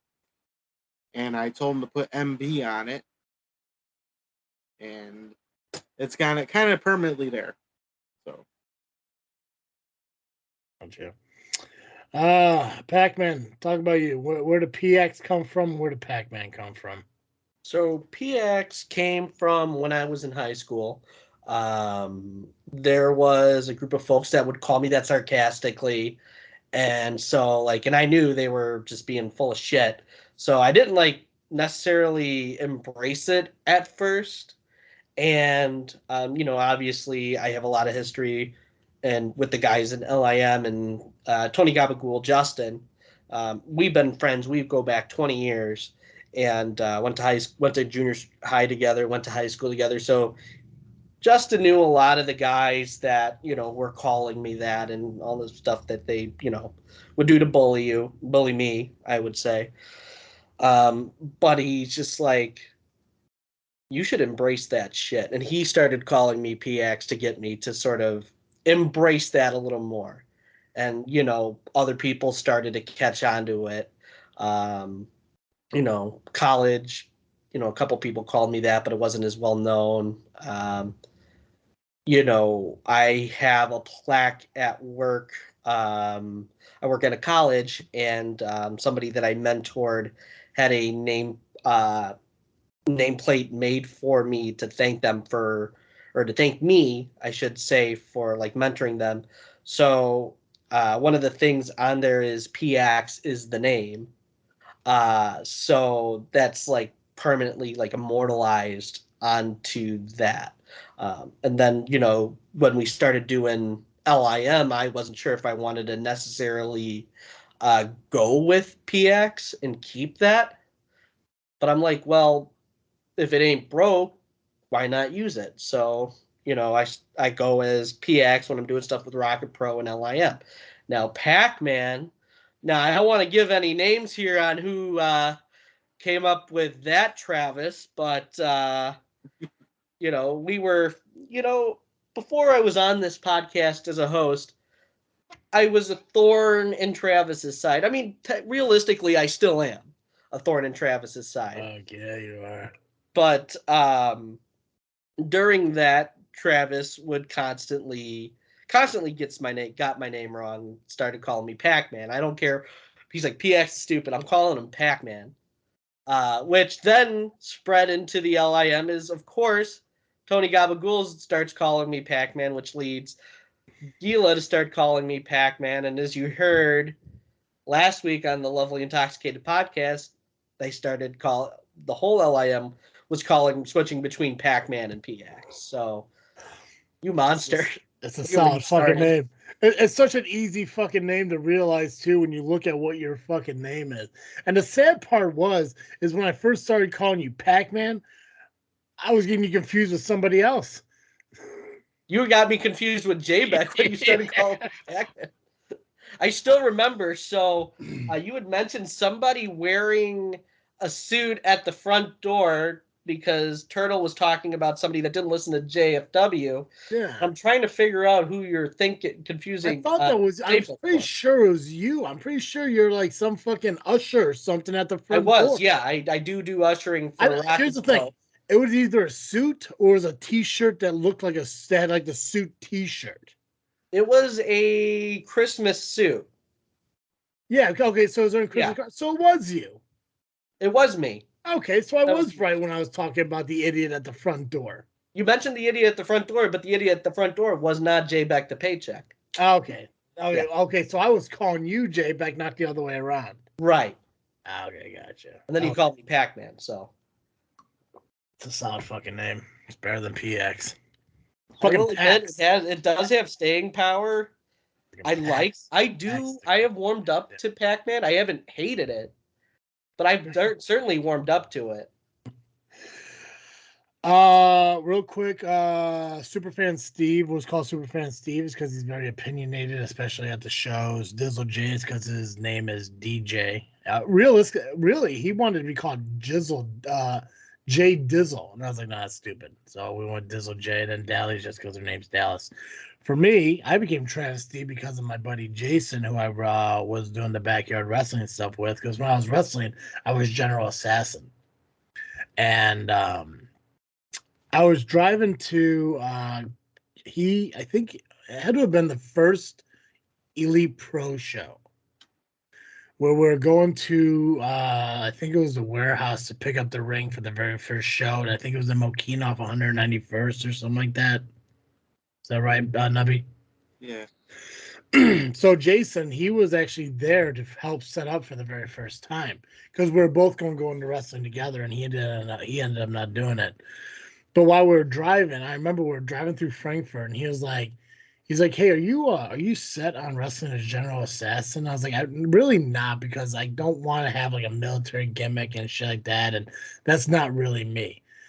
And he's actually the one that came up with the travesty name, and I was like, "I don't know, dude." He's like, "Yeah, but think about it. There's a travesty, and that's you." And you just do Travis-T. It's all one word, travesty, and I was stuck. And that's what I decided to do. And I had the long hair at the time, and I was just a guy who just mocked people. And I didn't really do it at the wrestling show, at the wrestling school, but I did it like with my friends and everything, and developed like that Razor Ramon fucking kind of like gimmick. It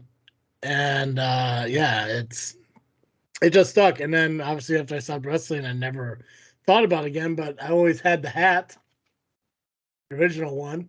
Wait, are you Travis T? I am Travis T. Hi, Josh. I hate you so much. What? Wait, which one of us? All of you. Oh, okay. All the above. Fine. Yeah, and then when I started doing the podcast, I was like, well, we need different names and everything. And when I started this freaking show, Cartoon Joe was Geekcast Joe, and then he changed to Cartoon Joe. Colin was Awkward Colin. I was like, well, I gotta use my fucking name. I'll just use Travesty, and stuck, and now it's pretty well known. Except the Rocket Pro, who got the marquee wrong on my name, who got the screen wrong on my name, and who announced me wrong. So, yeah. Speaking of Rocket Pro, I did get a question asking me if I'm ever going to return to if I'm going to be part of Rocket Pro moving forward. And I can't answer that. That's not my call. That's not my decision. I don't even know how they feel about my commentary. They've never gotten back to me about it. So that's a Shelley's decision. That's a Nuke decision. That's a Damian Gray or Damian Saints decision on if they want me back. Honestly, I'd consider it, but I don't know. I got time. All right, this one's a kind of lengthy one, so let's try to get through it the best we can here. If you were to start up your own company and you had 4 titles, men's championship, women's championship, a mid-card championship, and a tag team championship, who are your first champions of your company? Pacman, you go first, man. So, and this is just asking about independent wrestling? Yes, this is just independent wrestling. So you start up your own company, you need a men's champion, a women's champion, a tag champ, and a mid-card champ. I don't need the titles and the names and all that, just who they are. All right. So I'll actually start with the mid-card title. That'll be easy. Gunner Brave. Okay. Be mid-card champion. Tag team champion. Now I would probably go with, let's do Hot Rod and Turtle. Fucking Mark. Well, think about it, like for the kids. Sure. Okay. Women's champion. I would probably say, well, she signed a AEW, but I was going to say Sky Blue. Yeah. I mean, if she's still able to wrestle in the indies, it's fine. I don't know how those really work anymore, so. And then my men's champion. They kind of shut that down, didn't they? I think they started to break down on that a little bit. Like, yeah, which limited. I think it's very sucked. limited. Yeah. And then I'd say my men's world champion, I would put Quinn Whittick on top. Okay, so basically Rocket Pro. Cool. All right, Nubby. Look at all these companies. Let's go straight to fucking Rocket Pro. God, you fucking Mark. For I'm gonna shoot tag team, my tag team champions will be the Bro Bros. Ooh, solid. My men's mid card, DJ Price. Gotcha. My men's world champion would have to be. That's a good one. Me? No, just kidding. Spoken like a true booker, man. No, I'm not that kind of. I'm not that kind of booker. I'd give it to Joey Dalton. Oh, okay, there we go. And for the women, this is tough because, I mean, normally I'd go Sky Blue too, but I'm going with Bombshell Shelley. That's a good call. For my men's, I'm going Max Holiday because you can't compete with the longest reigning 3-time SCW heavyweight champion. Mid card, I'd probably go Muggsy James. Oh shit! Tag. No. Why didn't I say him for the world champion? Whatever. Right, he can always take it.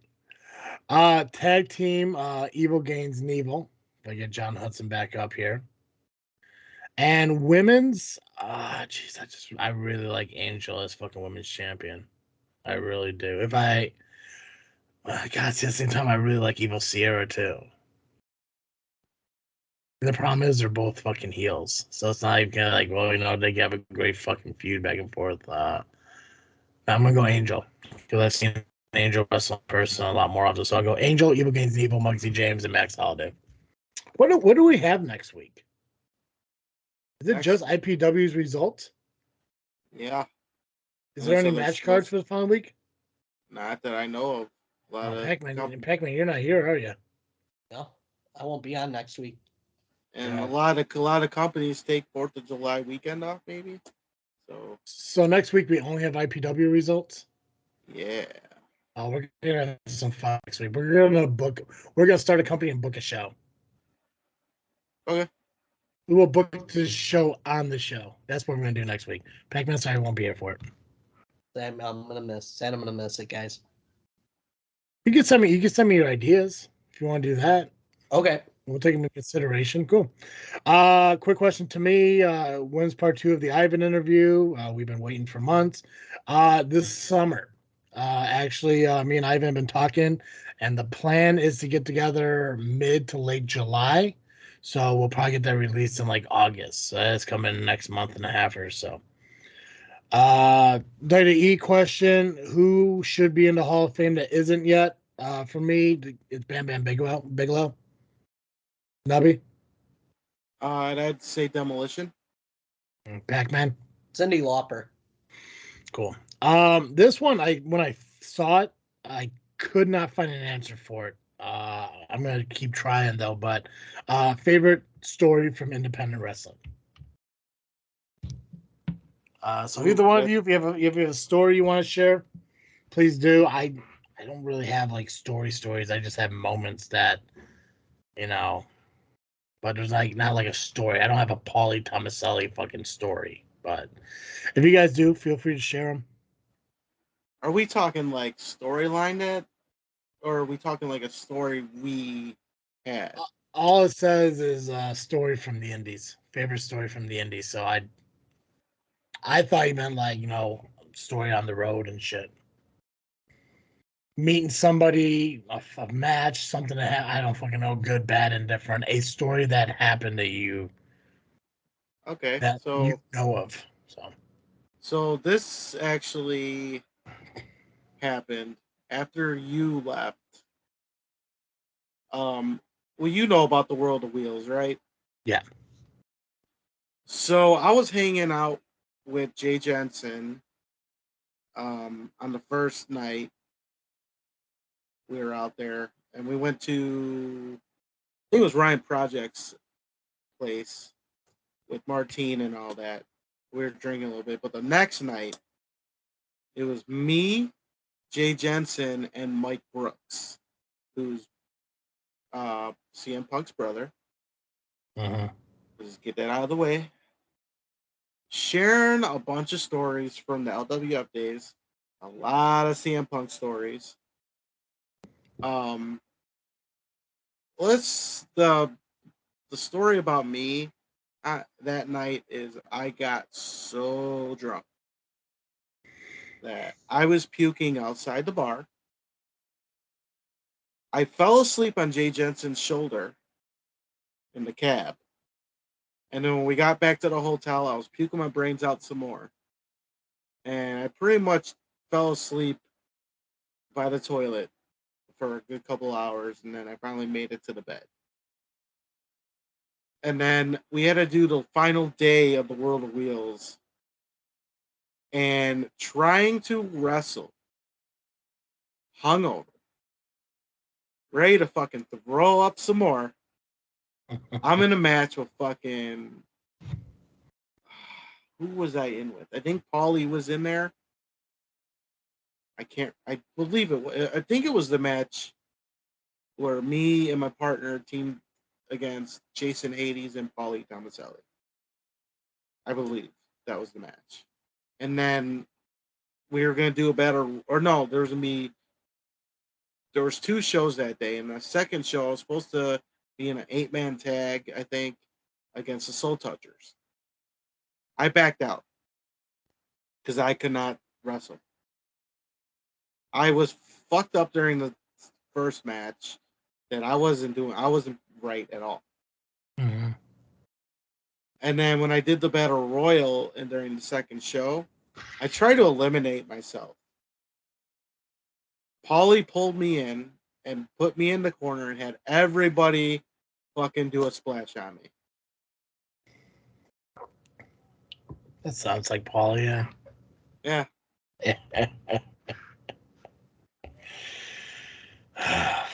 Pacman, you got a story?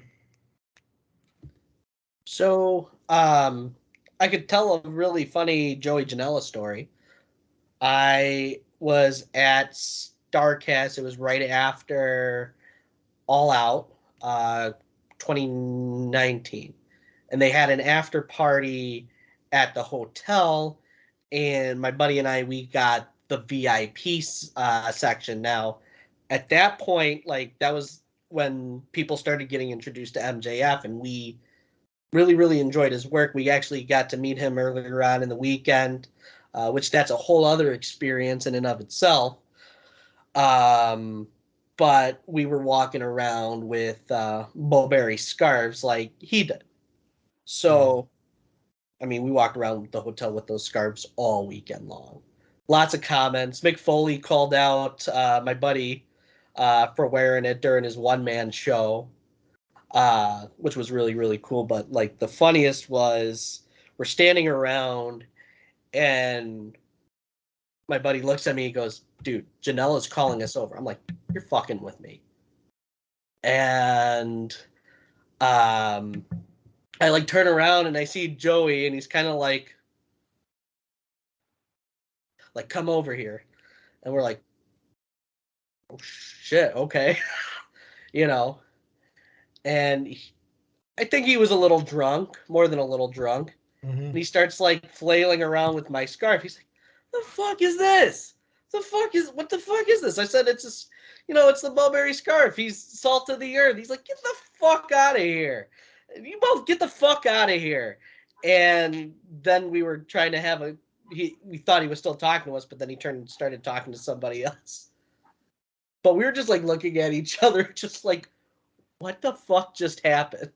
That's fantastic. That's a good story, man. Good story. I don't have a story as it pertains to wrestling. I wish I did. There's just moments that I was a part of that I really did enjoy. The two that I could think of is obviously the first is the IPW. Being involved in your match with C-Red and everything that went down. For those of you who know how wrestling works, understands what I'm talking about and shit. And obviously you guys were there and you saw it. That was probably the most involved I was ever in wrestling. And it's really cool that IPW and the person behind the IPW gave me the opportunity to be part of that. One of the other cool things, behind the scenes was it was at Black and Blue Wednesday for ARW. And it was after the show was done and everything. And I was talking to Ivan a little bit about getting everything prepared to do the part 2 interview and all that shit. And I got to sit down for a moment and actually have a conversation with like Max Holiday. And the fact that he talked about how, he listened to the show and actually knew who the fuck I was. And I thought that was pretty cool because when you sit there and you just do these podcasts, you talk about all these people, like you think that they don't know who the fuck you are. 80% of the time, that's what it is. Like I sit here and I talk about all these people from CSW, Crash Tested, even Rocket Pro before I got out there. Like these people didn't know who the fuck I was. But it was cool that fucking Max did.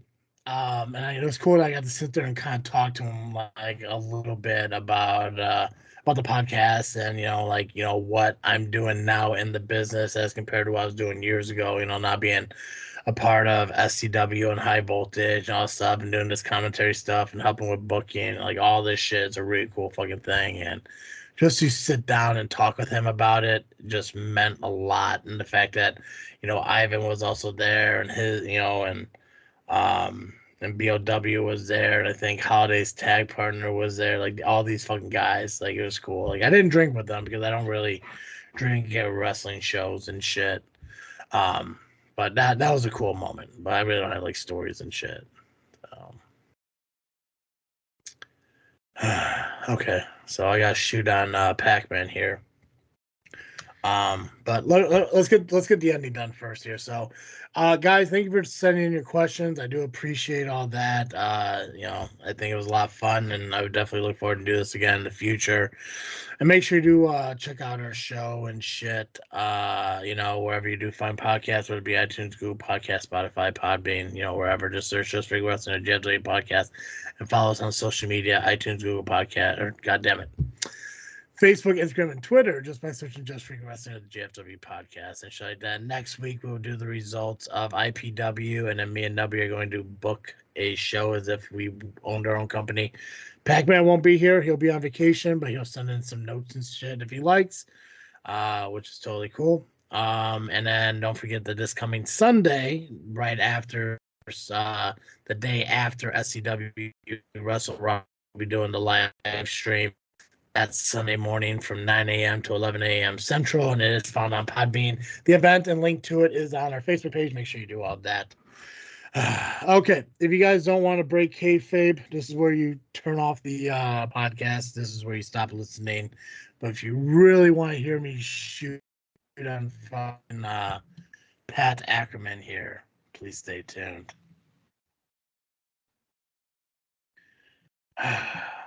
You ready for this, Pat?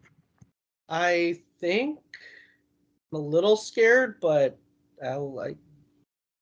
give me your best shot. Oh, you let me know when you're ready. Let me know when you're ready.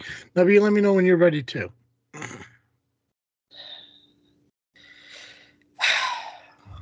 Nubby's ready. I'm ready. Pat, are you ready?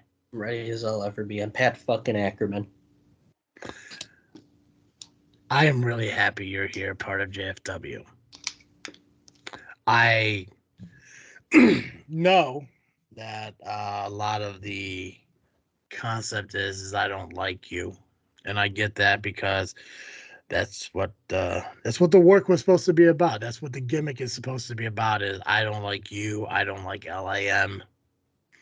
That you guys are nothing but fans and should, toe that line and don't go over the barricade, as I've said several times and shit like that. And the fact that people believe that just shows that I did what I wanted to do pretty well. And we had a lot of fun doing that shit back and forth. But the truth is, I do like you, and I think you're a fucking stand-up dude, and I love the passion and love you have for this company. I think Rocket Pro Wrestling involving you guys is a smart decision, and I love the fact that Steve had you on the podcast, which I always wondered to myself when he talked about people talking about bringing fans on, if he was ever referring to me. I don't know if he was. I don't think he was. I can elaborate on that a bit. Okay, go ahead. I have the inside scoop on that. Is that like you could talk about it while we're recording, or is this an off of recording thing? Oh no, I can talk about it here. Go for it. Yeah, because he brought it up on his show. So I don't know who exactly, but it has been said to him privately by others in the business that they think it's a bad idea for fans to be on the podcast. Yeah. And I happen to agree with Steve and anyone else that agrees with him. Mm-hmm. Having fans on podcasts actually makes more sense in today's world because they tell you what they like. They tell you what they love about the business. I get it. So we've tried it before. The very first time with Steve, with certain fans. It was a shit show. I'm going to say this. Since we're shooting, it was a complete shit show. The first time he did it. He knows why I'm saying it. It's because of certain people that were on it. Because they did not stay on track of what we were talking about. Yeah. And they were more about the drama than anything. Because they were the ones causing it. Yep, I went there. But you had the Rocket Boys. The LIM. They are true wrestling fans. Yeah. And I believe it doesn't need to happen all the time. Because you got to have the wrestlers on it. It's wrestling. But having fans brings flavor. Yeah, and I think having certain fans on. I mean, yeah, you're right, and I I said, when I was doing the live streams, I said, wrestlers, fans, I don't care who comes on, come on. Neeser came on all the fucking time. And I love talking to Neeser. And the thing that I love about Neeser is the same reason I love the LIM. I seriously don't give a shit about the Rocket Boys. And that's a shoot. I don't hate them. I just think they're annoying as fuck. But I think all kids are annoying as fuck. So no disrespect to you guys in any way. I just don't like the fucking loudness that you guys fucking have. You know, and it's not even the loudest, because I think fans should be cheering and fans should be loud and everything. But when you're just swearing because you're at a wrestling show and your parents won't allow you to do that while you're at home, saying, fuck you, you're a piece of shit, go fuck yourself, suck a dick. I hate that part of it. I absolutely hate that fucking, and you guys know that they do that shit. I'm guilty of it. I was young once. I get it. Yeah. But I do think they take it just a little bit too far. Yeah. But back then, I think we were also saying words that are not acceptable. Yeah. In the 90s, you know, shit like that is just, you know, okay, that's the norm. But that shit, especially at Rocket Pro, which is at St. Joe's Park. And it's St. Joe's for a reason. But the thing is, like, I just don't like that part of it. So I don't care much for the Rocket Boys in that aspect. But I love that they're enthusiastic and they love the show.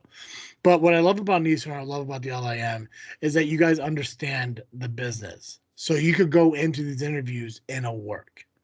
And you could be Neeser and PX and Gabagool and Gila Monster and Double J and Tricky Nicky and whatever your fucking brother's name is. Danny? Oh, yeah. Yeah. Danny. Yeah, I may remember his name. I don't care. But it's cool to go in because you guys understand how the business works. So when you go into it, you're going in to build a story. And I think that's the best way of bringing fans in. Now it is. It's also cool to have fans come in and say, oh, I love Gunner Brave. You know, I love the matches he has and like stuff like that. But you're not going to get a full fucking show out of stuff like that. You just won't. You have to have guys like you who are going to create that idea. So when I went to Nubby and I said, hey, what do you think about bringing Pacman on? He agreed, and I think you being here is a good thing. Because I like Pacman. I still don't like fucking PX. I think it's a stupid name, but that's your shit, man. And whatever you do on the Lovely Intoxicated podcast, you fucking do it. Because even though I don't understand everything you're doing over there, it's not my cup of tea, it's not my humor, I still find entertainment in it. In the parts that I like, I enjoy it. The goofiness you guys do, it bugs the hell out of me, but I don't get immaturity anyways, regardless of half of who I am is immature. I just don't get it. But what you guys are doing fucking works. People enjoy it. People watch it. I watch it several times to, you know, understand what the fuck's going on the second time around. But for those of you who chose to listen to this, I do like Pacman. I do like Pat Ackerman. I do like PX. I think that what you guys do as LIM is awesome, and I hope you continue to do it and keep doing it. Keep putting the shows out there. I wish the shows were weekly, but that's your call. That's your decision on what you guys want to do with it. It's not my decision. I don't own the LIP. I own Just Figure Wrestling. I own this freaking show. You guys do what you're doing. Keep fucking crushing it. Get the content out there. Keep doing what you guys are doing. I think it's incredible, and the only reason you're here is because of the person you are. Maybe mature a little bit, but at the same time, hey, fucking do what you want to do, brother.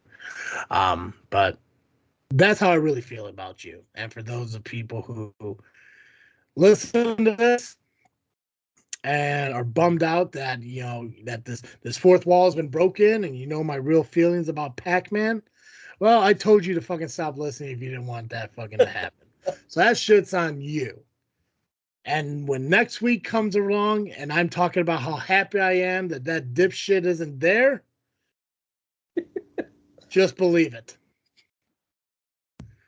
So, is there anything, Travis? Right? You're fucking better, bro. Giving you a fucking opportunity here to fucking get your name out there a lot more.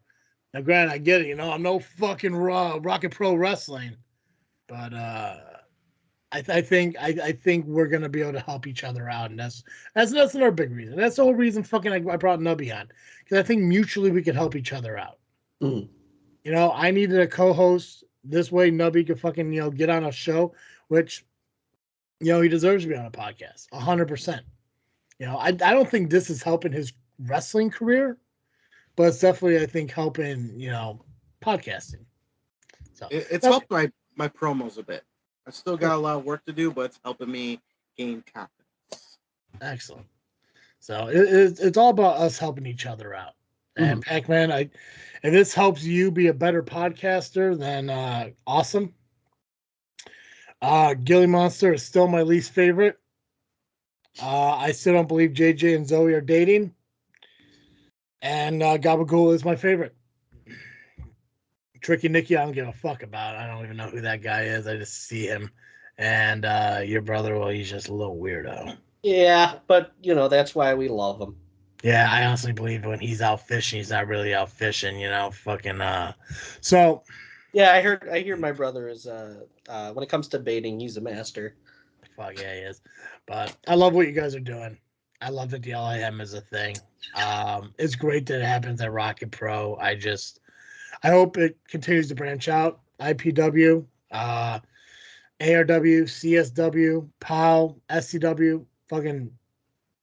If I had one wish for you guys, is to get to the point where you take your Facebook name and you eliminate the Rocket Pro Wrestling part out of it. Not because I have anything against Rocket Pro, but I think that when you take that away, it shows that you are Midwest, not just Rocket Pro. So, like I said, nothing against Rocket Pro Wrestling, but I think once you lose that part of your name on Facebook, that's going to show people that you are more than just one wrestling company. No, and I mean, I think we are looking to expand a bit. I know this summer so far we've only done IPW. I'd like to see more shows this summer because yeah, but either IPW is it 3 times or twice now for IPW? So I was at the show in March and I was at the show in May. Yeah, they but didn't do an April show. They didn't do an April show, no. Yeah. Okay. So that's why you weren't there. Exactly. True. I was combing my hair the day they were doing the April show. So, but yeah, no, I mean, definitely want to expand ourselves a little more, get out, see other wrestling. Because, I mean, right now, there's so much wrestling in the area. There's so many promotions everywhere, all over Facebook, anywhere you go online, you'll see an ad for a show somewhere. And there's so much great talent out there. There's so many great promotions putting on shows. So it'd be good to use our platform to not just give Rocket Pro a voice, but I think really give independent wrestling in Chicagoland, that bigger platform. Yeah. Well, yeah, and that's what JFW is here about. Like people wonder why we don't do any more. We don't do a lot of interviews or more interviews or whatever. It's like that's a power hour thing. I'm fine with doing like the small interviews. I've talked to Mike. I'm gonna interview Mike. I know Paulie said something to Steve about interviewing Mike and shit. And I'm gonna tell you right now, honestly, if he does, more power to him. I think he'd be a great interview for Steve. But I'm going to, and if Steve's listening to this part of it, I'm going to tell you right now that if you try to get Mike to do an interview with you, he will not do it. And it's for the same reason I have yet to get an interview with Mike, is because Mike wants it in person, not over the computer. So when I interview Mike Acid, it's going to be in person because he will not use Skype, he will not use Zoom. He refuses to do any of that in interviews. So feel free to try. Maybe he'll change his mind. But I'm also going to be interviewing Mike sometime this summer or fall. So we're going to have an acid interview as well. So spoiled for that. Guys, is there anything else wrestling related we need to talk about before we wrap up this very long show? No, I'm good. Pacman? I am also good. Perfect. That's all I got. I believe we can ring the bell on this episode. Been waiting to use this all day. You know, it would have been really cool if you did it upside down like Kennedy. Oh wait, hold on. Yeah, but yeah, there we go. Here, Nubby, hit me with it again. I go to. No, well, you got to hold it by the microphone itself.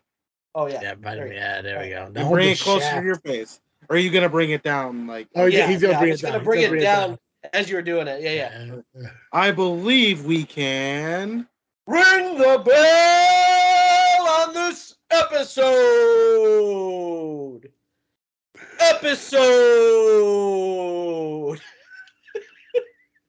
Perfect. As always, I am Travesty. I am Nubby the Amazing Turtle, Cowabunga. And I am Pacman. Shut up, Santino.